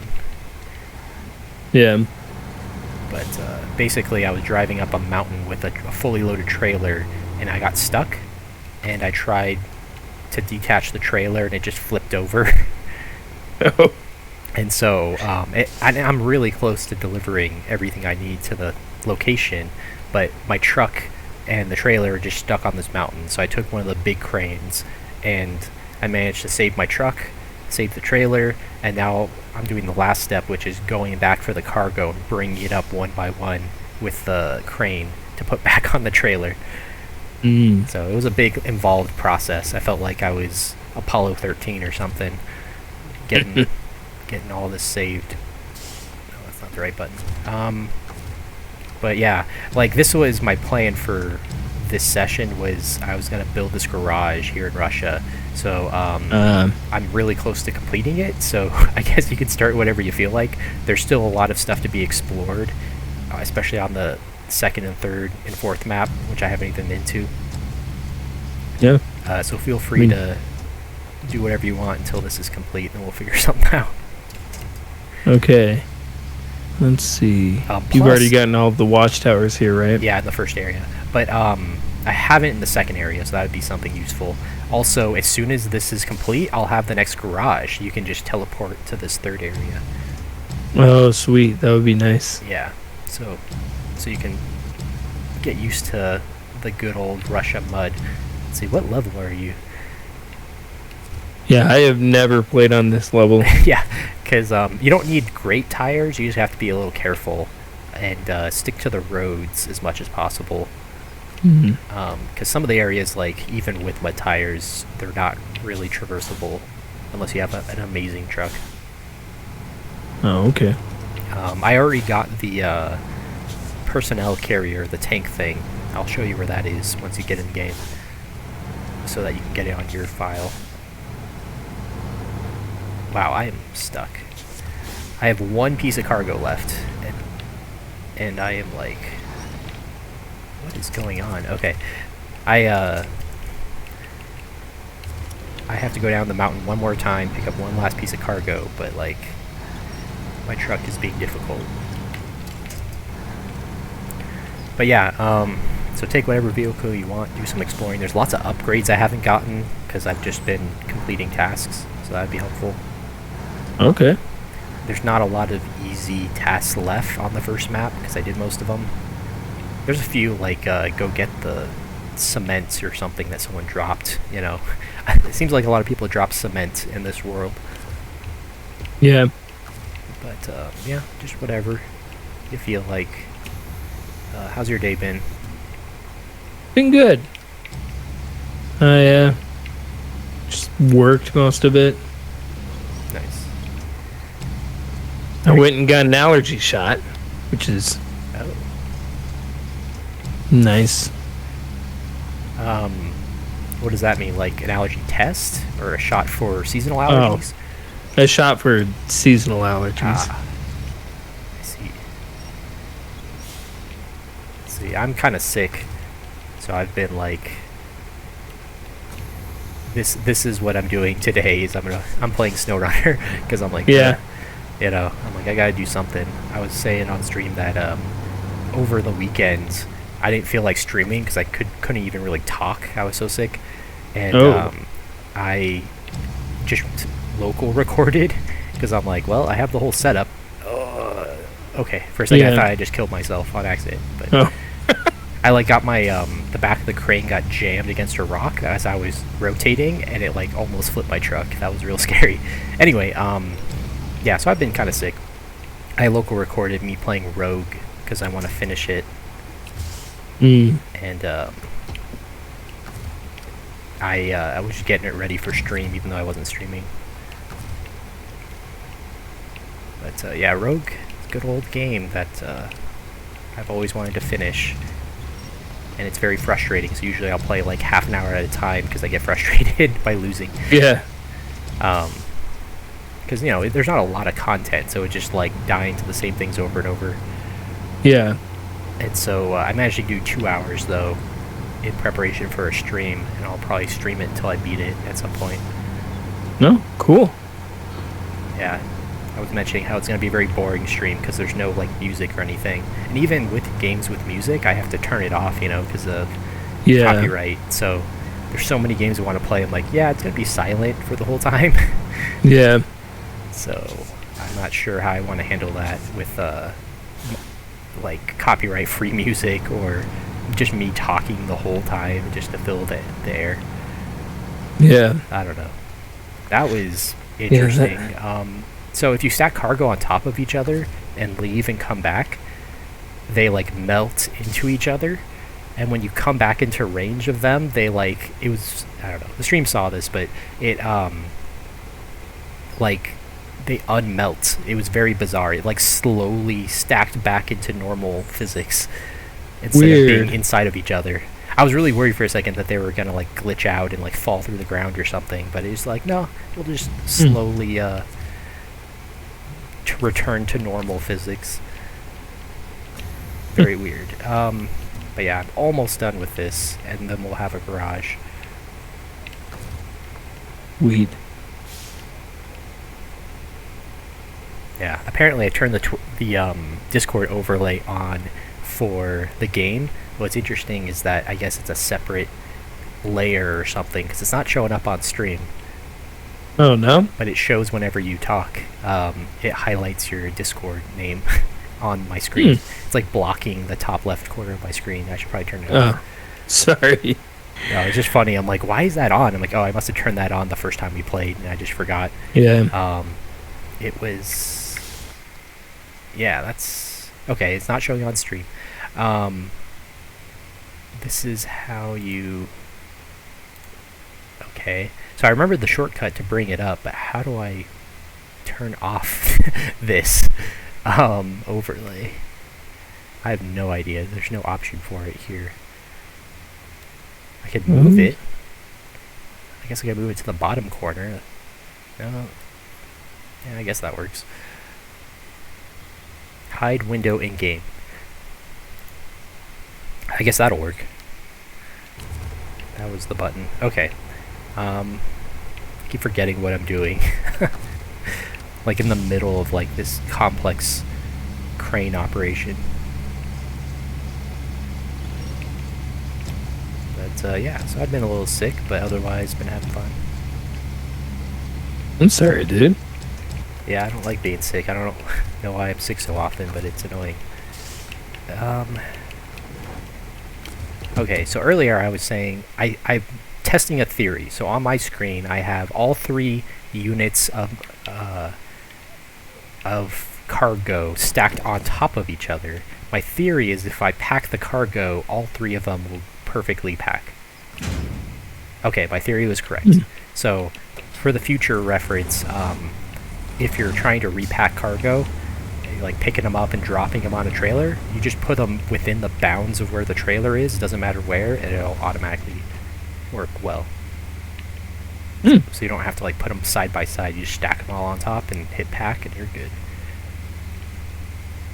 Where am I going? Nice. So I have this, oh my gosh. I am really upset. So this whole time we're doing all of this so we can get the garage. I just checked, I'm like, wait, I thought I have to bring this to garage. Why isn't it marked? I look on my map. It's right next to the gateway. So I never even had to go up this mountain. This was completely pointless. So the problem was I was planning ahead. So I got the materials. I'll do the materials first, and then I'll do the things to unlock the mission. The problem was I couldn't see where the delivery site was until I unlocked the mission. So I was taking it to the garage when it's like, no, you just take it to the warehouse right next to the starting point.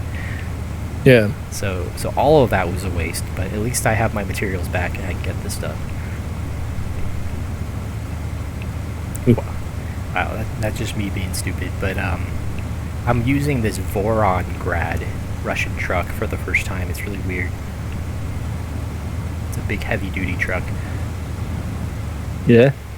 I'm also using this trailer for the first time, which is a big heavy metal 5-slot trailer.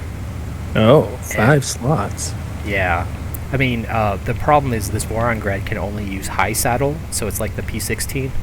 But so you're limited in what trailers you can use. So I have to use like a big heavy trailer instead of the ones I like the sideboard 5 slot. Yeah. Yeah, so that's part of the problem. Is this big flat heavy trailer is making things more difficult. Yeah, I bet. Probably scrapes against a bunch of stuff. Yeah, I think it's in the trailer store. It's called like the ultra wide. It's like, why would I want it to be more wide? It doesn't help me in this game. Yeah. Since they have the same number of slots. I almost have every truck unlocked. I was checking earlier. I got a couple of the DLC trucks in the new area to do. And next week, Phase 4 starts, so all the new content drops. So they made an announcement trailer. There's 2 new trucks coming. One of them is from Mudrunner. Remember that big one that I said I wished was coming to this game? It was like the big, like double wide, massive tire thing from Mudrunner. I think I remember that. Yeah, it's like a big green Russian truck that was just like boxy, like a rectangle. Yeah, I think I remember now. Yeah, so that was one of my favorite trucks in that game. It was the beast that could do anything. So they're adding that. Yeah. And they're adding some random pickup truck, which is kind of pointless. Sweet. I mean, sweet about the Yeah, Russian box truck. Yeah. Not so much the... It'll help a lot. And the new map is another Russian map where you're building a rocket site and delivering rocket parts for them to launch a rocket. So that'll be fun. That's neat. I mean, and they keep adding content. Yeah, I think that's the last update for the season pass, though. So who knows what they'll do after that? It'll probably be extra paid DLC. But honestly, this was definitely worth it for a season pass because the base game is only $50 at launch, and the DLC or the expansion is like $25 or whatever. Yeah. So they've doubled the amount of content in the season pass, and it costs half as much as the base game. So that's pretty cool. Yeah. I was reminiscing about Mudrunner because I was playing it and I was like, wow, it used to be really obnoxious to load logs in that game. Like, not just the manual loading, but the automatic loading was like, you have to have your truck perfectly parallel to your trailer or it won't let you. You remember that? Yeah, I think so. It would show like a little red arrow when you try to load. It's like, nope, you gotta move it up or move it to the left. Yeah. Very finicky. So this game is... I'm very grateful for it. Yeah. Definitely prefer the mechanics of this game. Yeah. Every time I was playing it, I was like, oh, I can sell this useless truck. I'm like, oh wait, no I can't. I'm stuck with useless trucks. But at least trailers were free. Yeah. I was planning to do a thing to see what the limit on trailers was, because in that game you can't delete them, and you can just get them for free. So like, well, why can't I just put 50 trailers on the same spot and see what happens? Or even make a bridge out of trailers. Oh, yeah? So I might try to do that. People do that in this game a lot, but it's expensive. Yeah. And it's hard to get them back to sell them, so it's something I'd probably only do on like a mod map where I don't care about money. Yeah. But yeah, people have managed to like go way out to sea by using flatbed trailers just in a row. So that's a fun thing to do. Another thing I don't miss about Mudrunner is, man, the damage is really unforgiving in that game. I wrecked 5 trucks in 5 minutes because I would just be cruising down the road and hit one thing and just die. Yeah. So I'm like, oh yeah, they fixed the damage to be a lot less annoying. That's cool. Yeah. There was some fun stuff to be had in that game. Like, I had forgotten at least one of the DLC maps was well suited for the highway trucks that can't handle mud, because there's almost no mud on the map. You just kind of drive on the road. So that was fun. Yeah. That was the mission I completed, but I was going way too fast and kept crashing.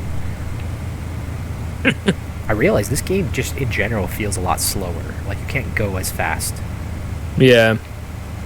And maybe that's by design because people crash too much.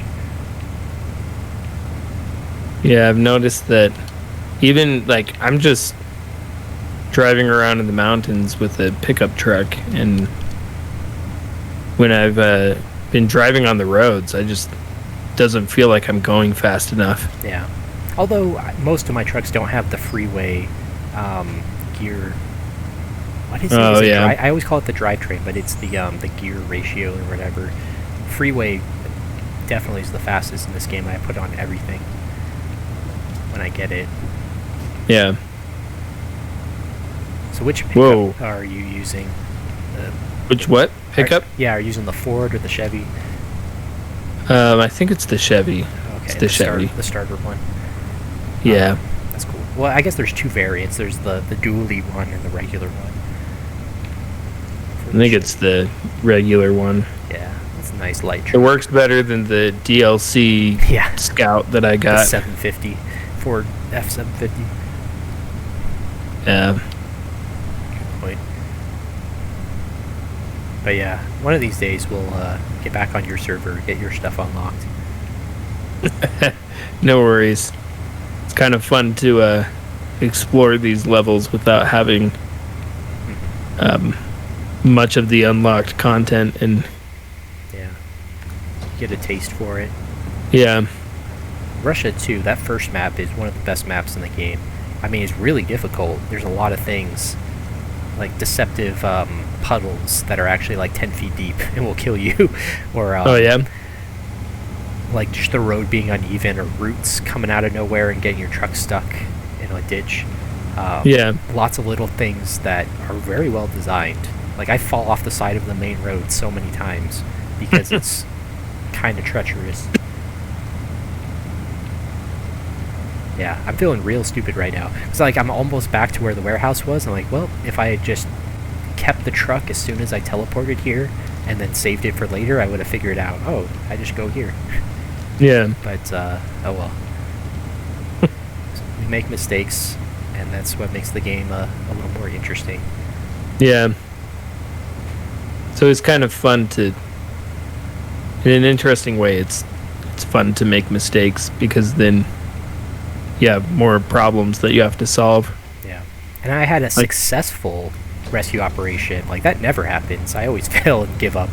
But this time it worked, and I saved all the cargo. Yeah. So that's a first. Nice. A first for this save file, at least, when I'm playing solo. Oof. I think I just hit a rock really hard. That hurt my engine. Yeah, this is an interesting truck. It definitely doesn't do well on mountains, though, because it's got like 5 feet of engine sticking out from the cab. Yeah. It's pretty massive on the front end. But now I know. So, hey, what? I said, so now I know. Yeah. I was just going to say, I finally got to playing Celeste. Oh, yeah? Yeah, it was great. Did you beat it, or is it just a first? Yeah, I beat it. Nice. Yeah, I still haven't completed all of the post-game content. I'm on, like, the seasides, and, like, it's nearly impossible. You have to be perfect. Yeah, I haven't. I only, like, beat the story, and then haven't played any of the extra stuff. Extra stuff's a lot of fun.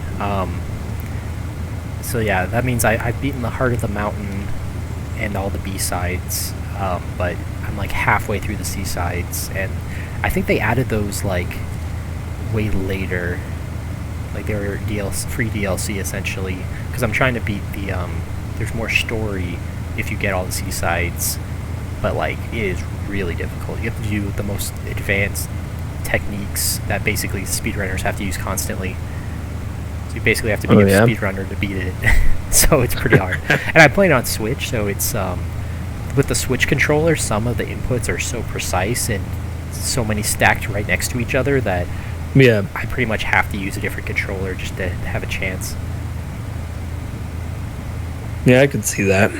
But yeah, I'm currently stuck on one where I'm doing I think the technique's called wall bounces. You have to do like sequential wall bounces in a big long room. One of those long rooms where it's like I probably have to do 50 inputs before I get to the end of the room, and it's very difficult. so I pretty much gave up on it a while back. Yeah. But I'll probably revisit at some point. It doesn't help that my wrist makes the tougher parts of that game a little bit harder. Oh yeah, I bet. This is really funny. I'm at the location, and I'm actually stuck just trying to get the trailer in through the front gate because it's so tight, and I have this giant trailer I'm trying to turn with. Look, I turned really wide. It's about as wide as I can turn. And I'm almost out of fuel now I look at it, but I got 2 minutes to mess with this. Oh, dang. Oh, I'm like so close, too. I might have to... I really don't want to detach because I have a feeling it's just going to flip over if I detach again. Yeah. No, this is bad. I don't know. I'm going to try a different angle. In theory, I could back the trailer all the way in. I might have to do that. Use my truck backing skills.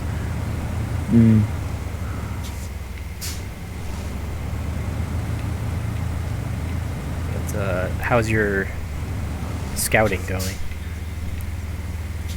Well, I'm just cruising along, having fun. Nice. Yeah, it's a good region to mess around in. Yeah. I think I spent all of last stream just scouting and finding stuff, and finally figuring out where the personnel carrier was. Turns out there's 2 that you get for free. Oh. That's why I was Really? so confused, because I was like, man, I have to go all the way to this other region? And then I looked up a guide, and I looked at the map, and I'm like, why is there one just on a mountain on the 3rd map? I thought I had to go to the 4th map. And so I look it up, and they're like, no, yeah, you just drive up to it and you get it for free. I'm like, oh, that's much easier than repairing the other one. Yeah, this is bad. I might need to refuel myself. I'm down to red fuel. Oh, dang. Good thing my other truck is still around. Which area are you in? I'm in the 3rd area, Zimnegorsk. Uh-huh. I could use my other truck to winch the trailer. That might be my only option.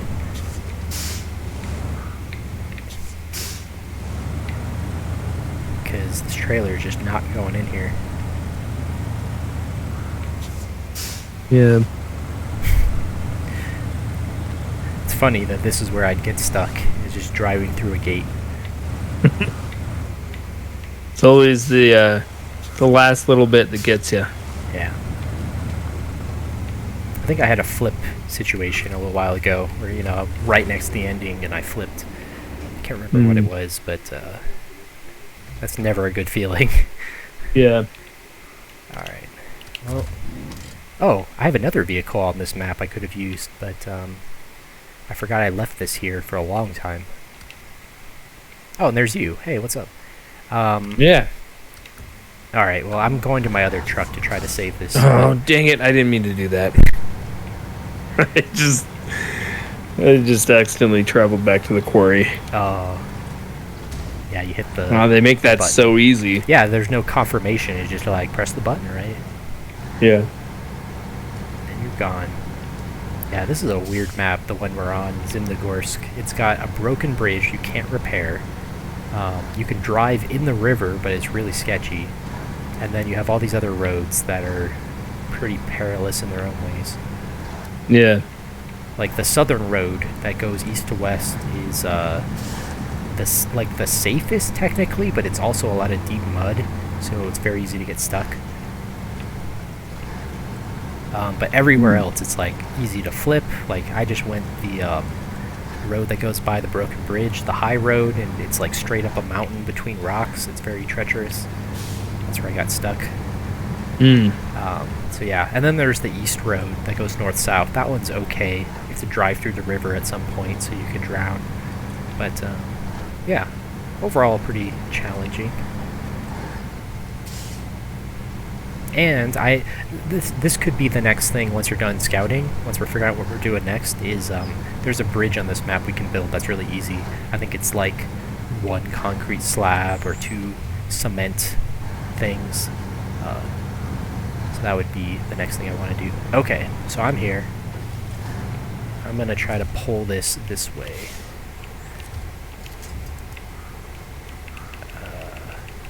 attach.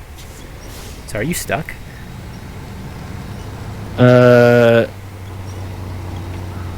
No, I I accidentally fueled you up all the way, Oh, you're out of fuel. and now I don't have any fuel.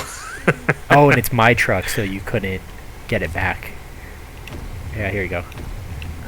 Thank you. I just like watching your guy. He's just sitting there watching, like, yep, that's a truck. Oh yeah, we have the same guy. That's kind of weird to think about. One character cloned himself. Okay, well this isn't doing much. I might be able to... I have to like pull from the other direction, I think. I'm gonna go up this hill and pull. Because then I can pull it straight out, and then we'll straighten it out. Watch me do it in my little truck. It like doesn't even budge. I'm not doing a thing. Yeah, it's a big, heavy trailer, that's Yeah. for sure. Oh man, That is a big trailer. doing manual... Okay, that didn't work. You see me just roll slowly back. I was trying to manually winch on to pull myself up here, but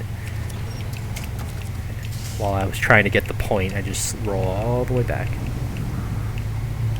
Is that a real... Yeah, that's a real tree, okay. Alright, so from up here, I'm going to activate anchor. So you missed it, but I did the all the seismic levels, I think for the whole region. Oh. I was going to have you do those if this had been a full session. That was my plan last week anyway, because they're a lot of fun, but you can always do it on your file. The seismic thing where you have to drive around and try to find where the oil deposits are.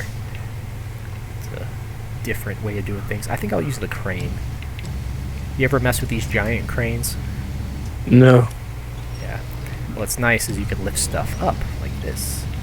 Whoa, except it's not doing anything. Yeah, it just broke. Okay, that's cool. Let's pull from that. What happened? How did I press the right button? Oh, I see what happened. So, could you let go? I can't grab it if you're grabbing it. I pressed it at like the exact same time as you, and I'm like, it like kicked me out. That was weird. Okay. Pull this one. What is happening? It's like not moving at all. I think it's one of those things where I'm too far away and like the physics aren't working. Yeah, it's like, you see this? Nothing's happening. Whoa. Maybe if I... Okay, I'm gonna use my regular winch. Maybe that's the problem. Let's try this. Because it was moving with my regular winch.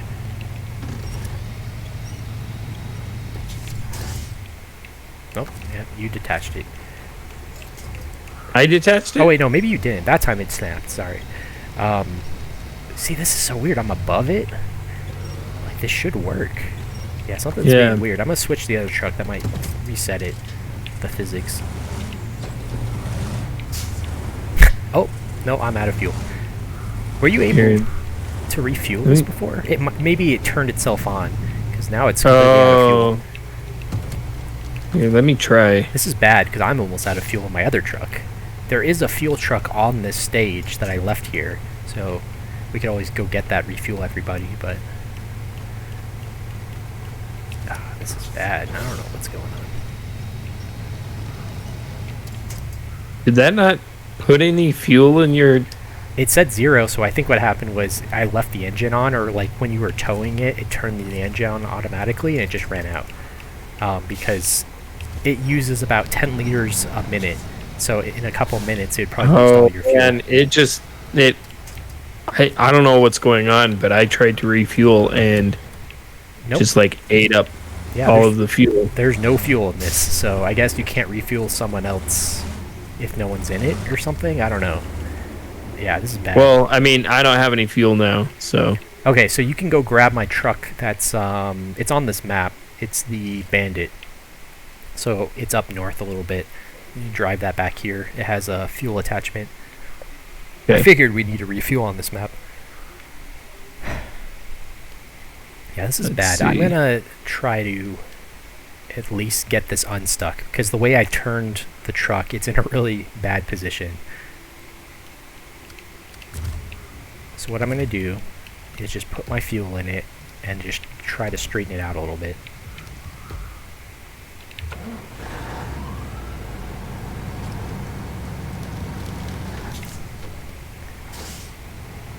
because this might be doable if I didn't get it so jammed and stuck with no fuel. Alright, so I'm going to try to refuel.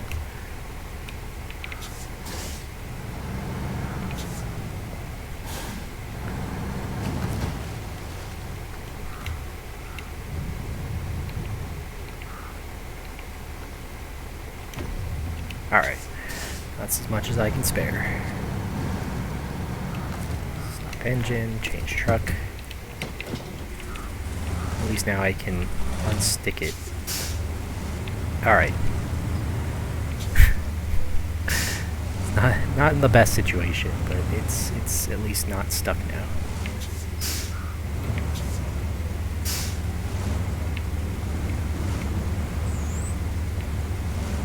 Yeah, okay. That's much better. So, stop engine, change truck. Uh-oh, sun's going down. Oh boy. I always forget how to turn on my lights. Oh, I'm on controller. I got it. Okay. Yeah, my brother was asking me that. He was just like, what's the button for this or that? I'm like, I did all my keybinds differently on keyboards. I have no idea. Oh, yeah. I'm on keyboard. I'm not keyboard. Controller. I'm on an Xbox controller. Oh, yeah, so am I. Oh, you are? I don't think I changed my key bindings. I think they're default on my controller. So it's like Yeah. right on the D-pad is lights. Wow, this Right. is... Okay, I'm going to try something drastic. I'm going to try to ram it from the other side. Because apparently pulling it, there's too much friction with the road. It's just not pulling. And it might be stuck on this tree. And you've probably realized at this point that tree branches are kind of weirdly physical. Like, Yeah. way too much force on a single tree branch that could stop your whole truck. So I think something like that might be happening. Okay, that actually worked. I rammed it, and it moved a little bit. Oh, so I'm going to try it nice. again. I might be able to just do this by ramming. And then we can use the garage that's here. Okay, it moved another few inches. Let's keep ramming it. And since trailers don't have damage, there's no risk. I think that's good. I'm going to try one more ram, and then we're going to try to drive it in. Yeah, it's just a couple inches every time. It's almost straight now.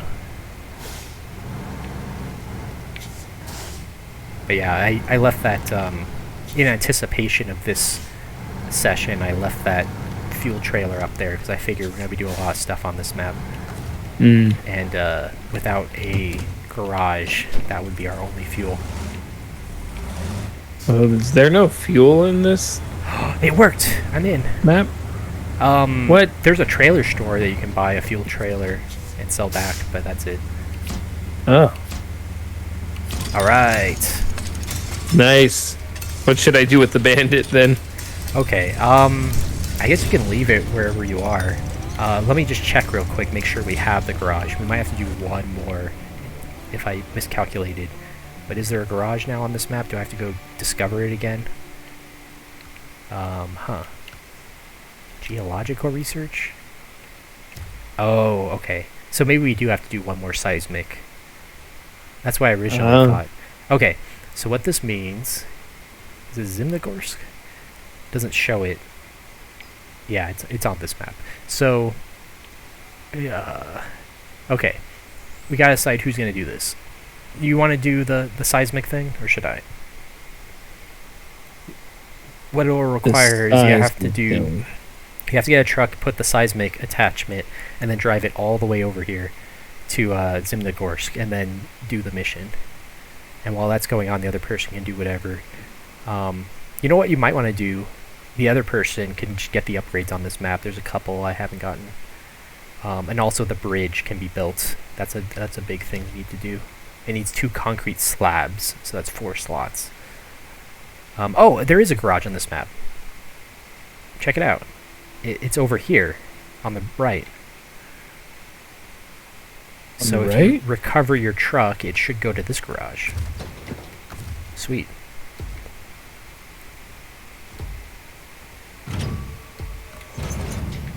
Okay, well I'm going to sell this trailer that caused me so many problems.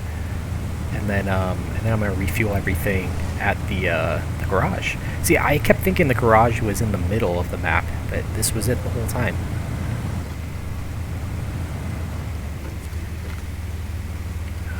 Let's see. So that recover. Okay, so it recovered me back to where I originally came from, but I can just move it to this garage. Yeah, mine. I recovered and it went to the drowned lands. Alright, so truck storage, global map, Zimnegorsk. You know what? Sorry to make you recover. It says it says garage not discovered. Yeah, so I think that means is I can just use the bandit that's there and just drive next to it. I think that was what I was missing. Is like you have to like, just drive to it and then it's unlocked. So just give me 1 minute. And actually, I want the taiga that's right there. So all I have to do is drive into the garage and then it'll unlock. Okay. Yeah. Because this was... I mean, the garage wasn't there before, and now it is, so that must be what it is. Alright. Just drive into it. There's the garage. What's this red line up here? Okay, garage discovered. Move to garage. Yeah, we got it now. Wow, that was... How long have I been streaming? It's been 2.5 hours, so that took that long to do these 3 missions. Glad it's over. So now, if you want, you can do the seismic thing just for fun, or do upgrades, or whatever you want. I think I'm going to try to do the build the bridge, because that'll be a very helpful bridge to have. Yeah, do you know what the seismic one is called? It is... Let me check. Go to map. Zimnegorsk. I think it's an oil rig restoration is what it's called. Mm-hmm. And it's under the oil missions. I don't know if I... what level are you? You might not have the seismograph unlocked. Yeah, I don't think I do. It's only for certain trucks. It's for big trucks, and there's like maybe half of them are able to use it, or less. But yeah, it's usually like heavy-duty trucks that can have it.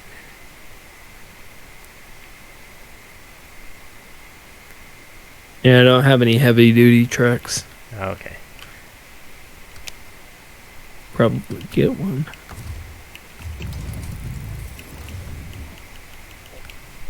Like the DLC truck, the Bandit can have it.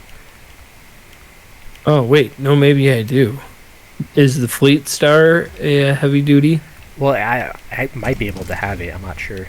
You might want something with good mud tires, though, because I think you have to go on a lot of random side roads to get to the oil. Yeah. All I right, think I have enough money to buy one. Okay, so here's the question. Do I want to go in the quarry or not? The quarry is super sketchy, as every quarry is in this game. But it's really close. All I have to do is go down and pick up the slabs, get back up. Sounds simple, right? I guess I'll take the risk just for fun. May end up flipping, but at least it's close. Now that we have a second garage, it makes all the missions on this map much easier. Yeah. Yeah, because originally I was like, oh, I need to get that bridge so I can do all this other stuff. I'm like, wait, I don't even have a garage here. So I'd have to take all the materials all the way from somewhere else and have a rescue unit always available for fuel. But now we don't need a fuel thing, you just recover. So would the seismic thing be in the add-ons? Yep. Yeah, I'm not seeing it for the Fleet Star. Yeah, it might be something that's unlocked at a level. What's your level? I think it's around 8 or I 9 that you unlock it. But How do I it's, check my level? uh, pressing down on the D-pad opens up profile. Ah, there we go. I am 8, level 8. Okay, so you probably have it. The bandit is definitely able to have it. So you could, if you have a bandit in your storage. Okay, let me. Yeah, it's a good solid truck for mud.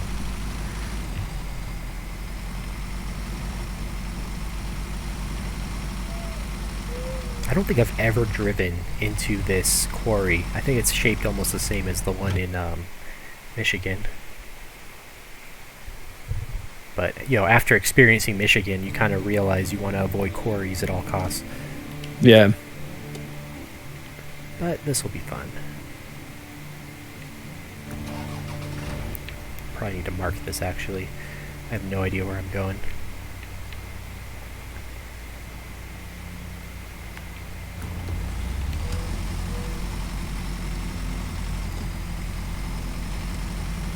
Yeah, when you get it, I highly recommend the Taiga truck. It's very good. Hey, guy. Yeah, it's a Russian truck. It's spelled T-A-Y-G-A, but it has a tiger stripe pattern, so I don't know if that's the word for tiger, if it's meant to be a pun, but they definitely added tiger stripe paint to it. Yeah, it's turning out to be one of my favorite trucks. Okay. I have to explore the world to unlock it. So it's in, on your server, it's in the first map of Russia.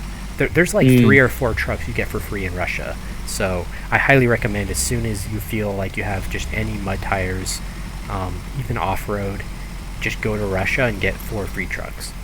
I think it only took me a couple hours to get all of them. Okay. And then you have to come all the way to Zimnegorsk or the 4th place to get the last truck in Russia, which is the personnel carrier.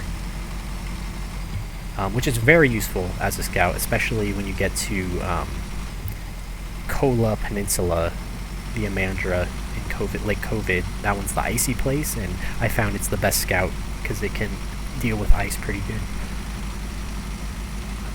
Because when you fall through the ice, it can be really hard to get out, but with that, it's kind of made for that kind of situation. Okay, where am I going? Oh, I turned the wrong way. Okay. I'm like, this doesn't look like a quarry, this looks like a marsh. And now that I think about it, if there was a marsh like 50 feet from a quarry, wouldn't all the water seep in to the quarry?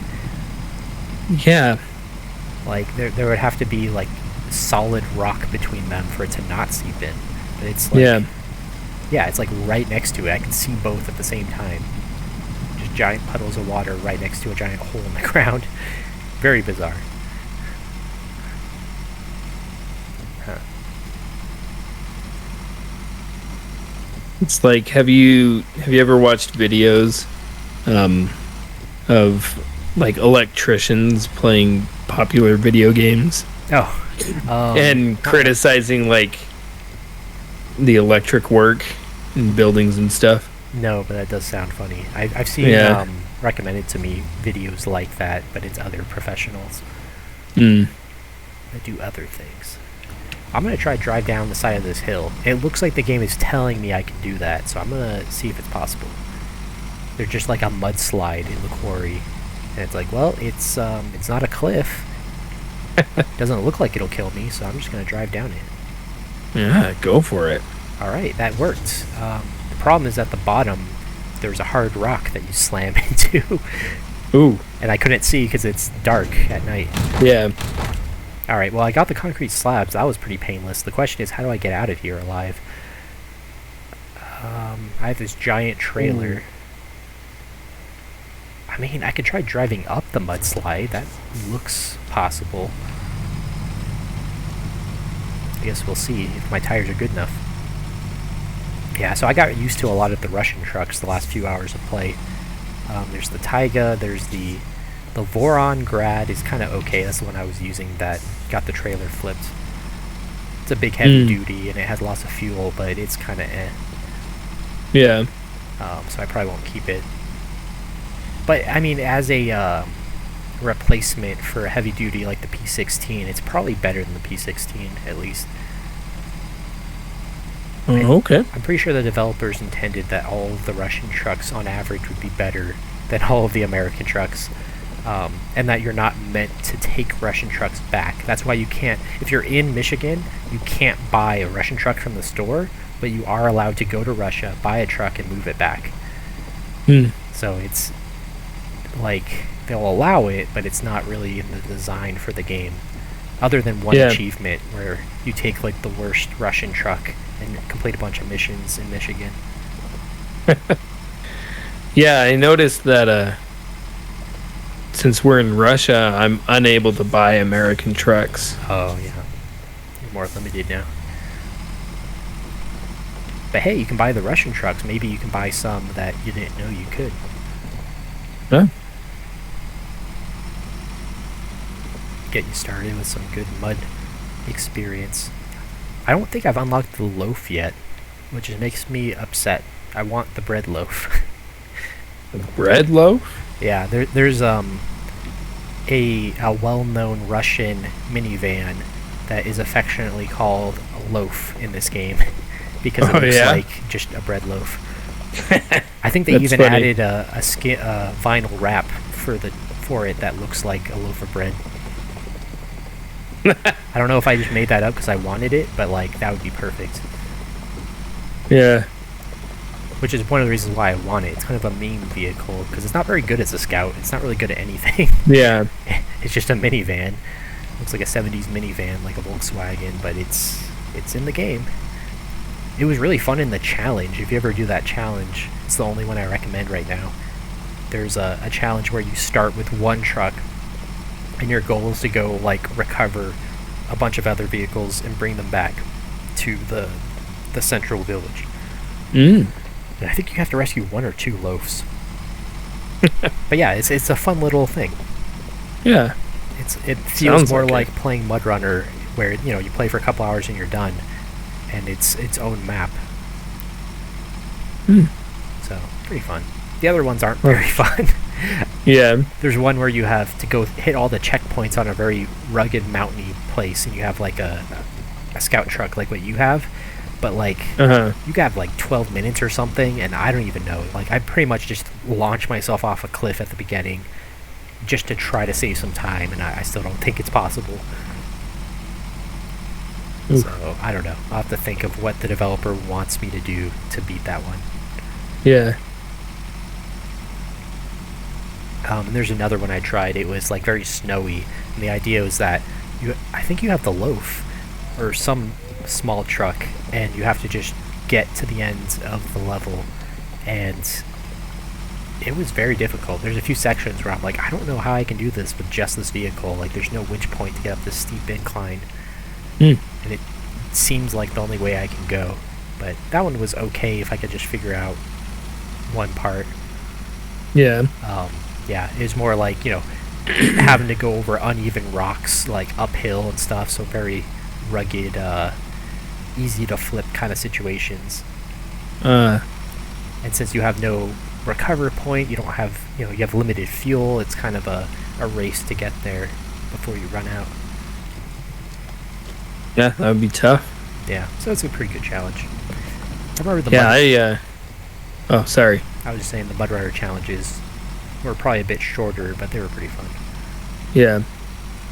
Just gonna say that in this game I'm not really a man for speed. Yeah. I do not take things very quickly. I finally Sorry, I was just saying any time trial challenge is going to be difficult for me. Sorry, what were you gonna say? I finally completed Michigan in my PS4 copy, and that was the last thing I did was a time trial. I'm like, man, time trials, I haven't done these much. Yeah. It was, there's one in the very first map, in the top right, you have to do a first-person only drive across to a bunch of mountain, like, camps.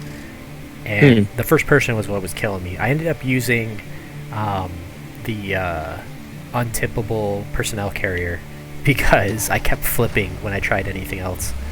Yeah. And even though there's very limited visibility in the tiny rectangular window that you get, it was still worth it because I wouldn't tip over.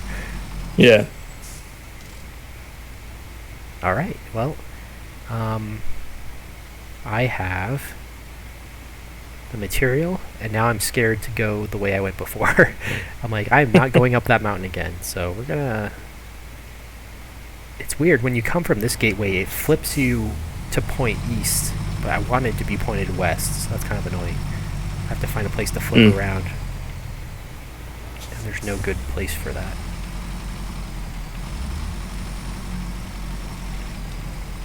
Because, yeah, it pointed me like, yeah, just go up that mountain you did last time. It'll be fine.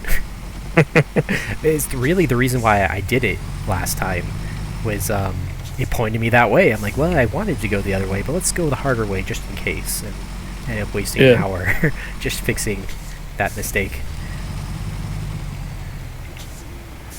Although the bigger mistake was just not leaving the truck where it was because the delivery point was right next to the warp point.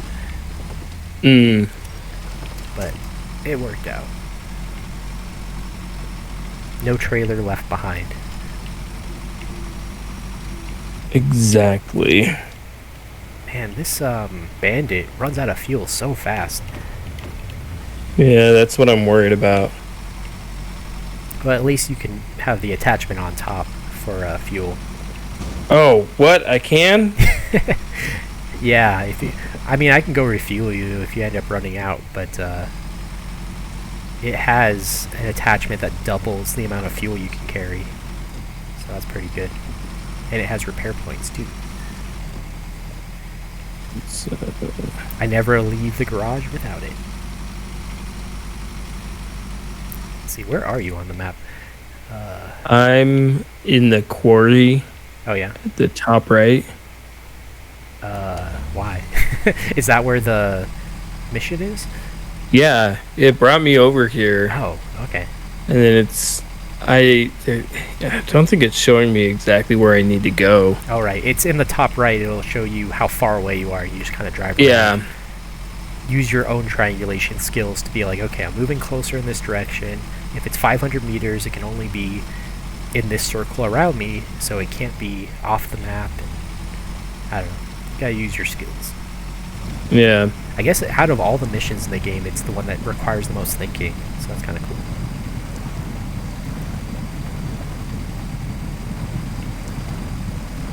But yeah, so I finished Michigan, and I think about 90% done with Alaska, so we'll see how that goes on that file. I was playing it from bed over the weekend because I was sick. Yeah. And I use remote play to play it on my phone. Yeah, that's a nice feature, especially if you have internet that can handle it. Yeah. I just don't like having to wear my glasses. It's the main reason. So I'm just laying in bed and have it right in front of my face. Yeah. But yeah, my PS4 Pro is hooked directly into my router. So, and then my phone is in the same room. So the Wi-Fi is good enough. Sometimes it lags, but most of the time it's pretty solid. Yeah. Yeah, it's surprisingly good for the ideal circumstance that I have it in. I mean, I would think it would be worse, but it's not. What upload speeds do you get? Oh, I don't know. Not very good. Yeah. Like, upload to the internet. Like, right now, I'm able to stream, and it seems to have no major problems. So, like, I think my upload speed is maybe 100 megabits max. Ooh. You say that's not good. I say that's... Yeah, well, I say that as that's the stated, and I've gotten that before, but it's not consistent, so it's hard to really give a number. Yeah, I get like 5 megabits, so that sounds lovely. Ooh, 5 megabits? Yeah, that's yeah, 5 megabits per second upload. Yeah, no, I definitely have better than that, but my internet goes out, especially with upload. Like, I'll be streaming, and about an hour in, it'll just cut out a ton because they like throttle me or whatever. Mm. It's very annoying. Yeah. Yeah, and it eats up my my metered internet. Upload and download counts for my meter, so that's annoying. Oh yeah, that is annoying. But you know, if I stream just a little bit, then it's fine. Oh no no no no no no no! Okay, I almost flipped. My trailer got stuck on a log or something. It was turned like almost on its side, but it's a sideboard trailer, so nothing fell out. Oh. All of the cargo detached, but it stayed inside the vehicle, so that's nice. Oh, nice.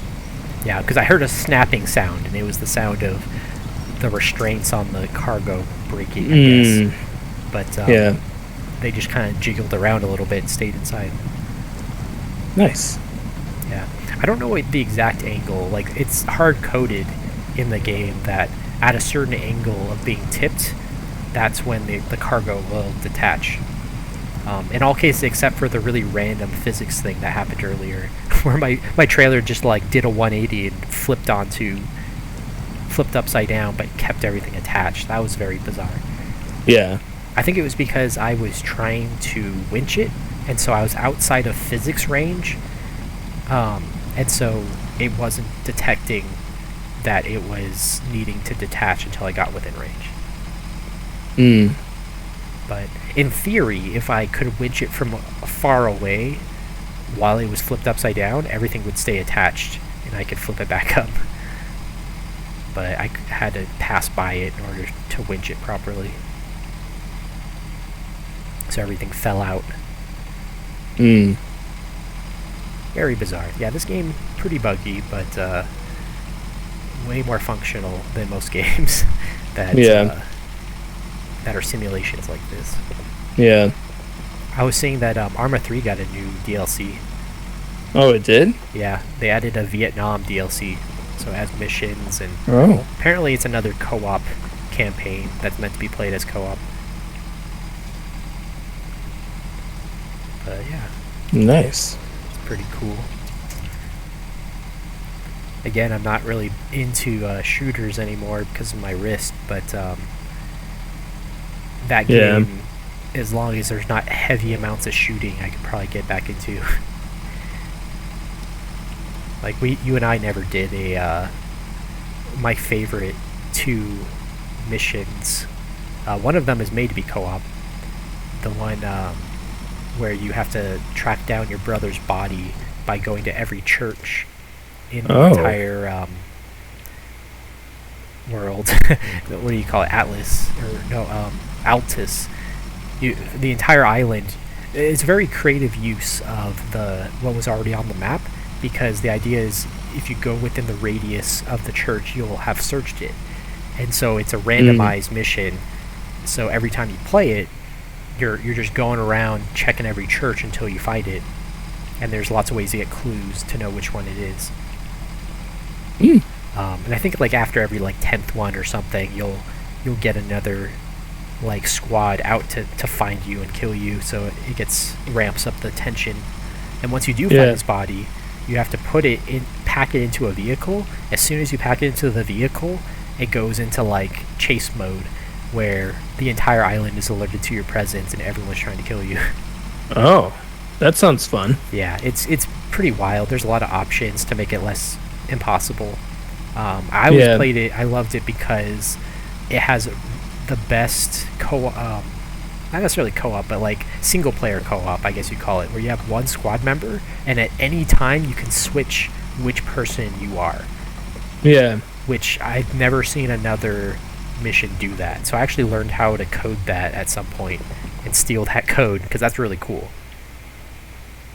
I guess the idea is that it's played as a multiplayer game because it's meant to be co-op, but they just put that whoever you're not is a part of your squad and is a bot, is AI. Yeah.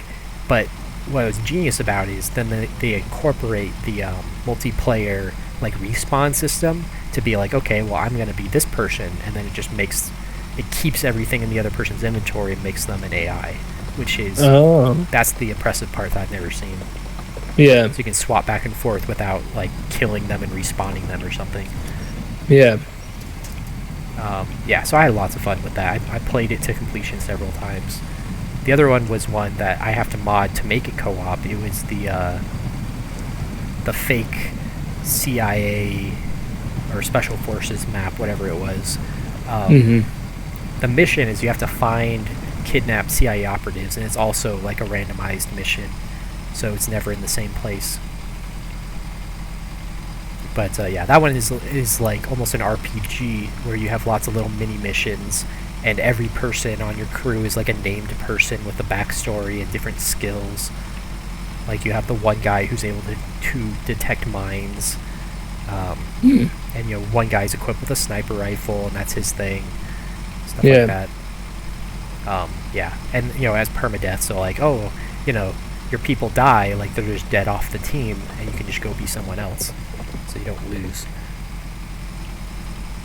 That one was cool too because it had like helicopter insertions, so you could tell the AI, hey, come pick me up over here, and they would send a helicopter from the base to come pick you up, and then just takes you right back.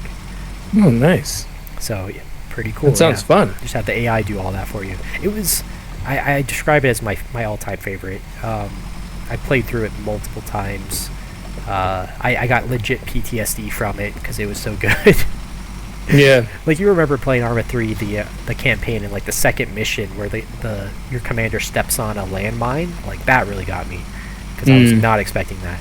But yeah. But this CIA thing, what got me is one mission in particular. You have to like protect a VIP, and there's like an ambush, and you hit an IED on the road. So it's one of those things where it wasn't entirely staged. It's just a thing that can happen. I didn't have the mine detector guy with me, so I didn't know about the mine. So we hit an IED, everyone's injured, like we're disabled, and the explosion alerts like everyone in the area to come attack us. So we had to gun down a bunch of like resistance fighters while protecting the VIP, who's like the president or something, or a presidential candidate. It was pretty nuts. And then I had to figure out my own extraction, because like at that point it was like, well, we're not completing this mission, so let's just get out of here. And so kept trying to call a helicopter, and like, oh, we can't get too close because of too much fire. So I had to like set up an LZ like a couple kilometers away, and then get everyone who's injured all the way to the LZ. So it was this big long thing that was unexpected. Yeah. So yeah, stuff like that is pretty cool. Oh yeah, you probably see this. Built a bridge. So now we finally have a bridge in this map. Oh, sweet. And that means we can go to the trailer store, to the factory. I'm going to go get that free upgrade. And then I'm going to go do this documentary mission. But yeah, Arma 3, I mean, at some point I want to revisit it. Yeah. I think, I don't know if it was with you, but there was a game that I was playing with someone. It was probably you, but I don't know. It might have been another friend, but that I realized that my laptop considered my home Wi-Fi to be public. Oh. And I had set some games to only have access to private networks. And so I wasn't able to like play online, and I wonder if that's what was going on with Arma 3. Well, we can always try and find out. Yeah. One of these days. But yeah, that'd be good to figure out if, because I mean, obviously we'd have to figure that out to play because it didn't work the last time. Yeah. When we tried online, it worked obviously in co-op, in person when you brought your computer. That was fun. That worked. But even that took like an hour to figure out, though. Yeah. Sometimes Arma just doesn't want to work. What was weird too is, I mean, it must be what you were saying. So hopefully that fixed it, because I remember we would like even a public server. If I made a public server, you couldn't see it. So it had to be that your internet wasn't allowing it. Yeah. It might have been something like, I think when I lived at my old apartment, I think my laptop recognized it as a Mm, private network, and so I didn't have any issues back then. But I see. Yeah. yeah, New place, well, new router setup. yeah, I'm feeling kind of tired. All right. I think I'm gonna log off, but thanks for letting me join you. Yeah. Thanks for joining in, even after you were playing other games. I'm sure Yeah, you got like work or something tomorrow, so sorry to keep you up so late. But thanks, man. It's been no, fun. no worries. It's always fun to play with you. Well, thanks for hanging out, and I'll let you know in the future if I want to do Arma 3 or Snowrunner. Give you a heads up. Yeah, let me know. I will. All right, man. Have a good night. You too. See ya. All right. Well, I'm actually pretty close to being done with what I wanted to accomplish, everybody. So we're going to get this upgrade. And then get this... Well... Yeah, we're going to do it in that order. I'm going to get the upgrade, get the mission, and then call it a day. I might want to test out Rogue on stream to see if it is... if the video looks alright. Because testing it locally, it looked fine. The game, most of the screen doesn't change, so the encoder has an easy time, but there's a lot of very quick movement of just essentially teleporting the graphic from one location to another every time you move. So I'm not sure if the encoder's fast enough to capture that, even at 60 FPS. So even though it's a game that came out like 35 years ago, it might not look quite right. So I probably will test that a little bit. If I do that, I'll have to start the stream over because I want to get a new recording. Plus, it'll kick out all the people that... well, I guess it won't, but all these people that are here for Snowrunner. Okay. This is the Snowrunner content you wanted to see. Sweets. Better engine. Definitely worth it. But yeah, so we're going to switch games in a few minutes. Just going to do one more thing real quick.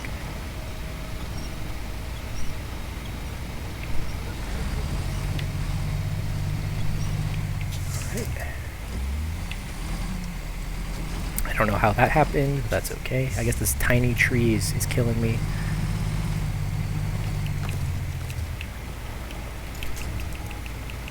I don't think this will work. Oops. It's weird, I can hear an echo, and I think it's just in my apartment being so echoey. I keep thinking it's like my headset feedback or something. Alright. How do I get out of here? I guess this way. Get stuck. Oh. Non-functional tanker, that's cool. But yeah, I probably won't say much during the Rogue stream if I do much. It's more of a test, and my voice is getting shot anyway. Not a lot to say other than introducing the game. I guess if it's going to be the first stream, I'll put it on YouTube, and I'll probably just introduce what's going on a little bit, and then talk more about it the next time.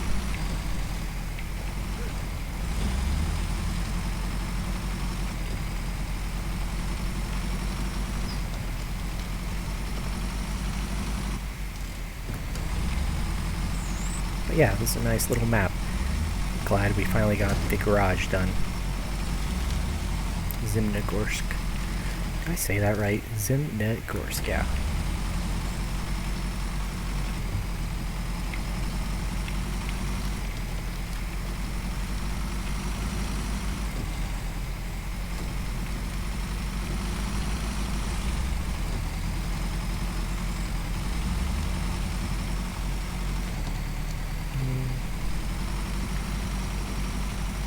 Right.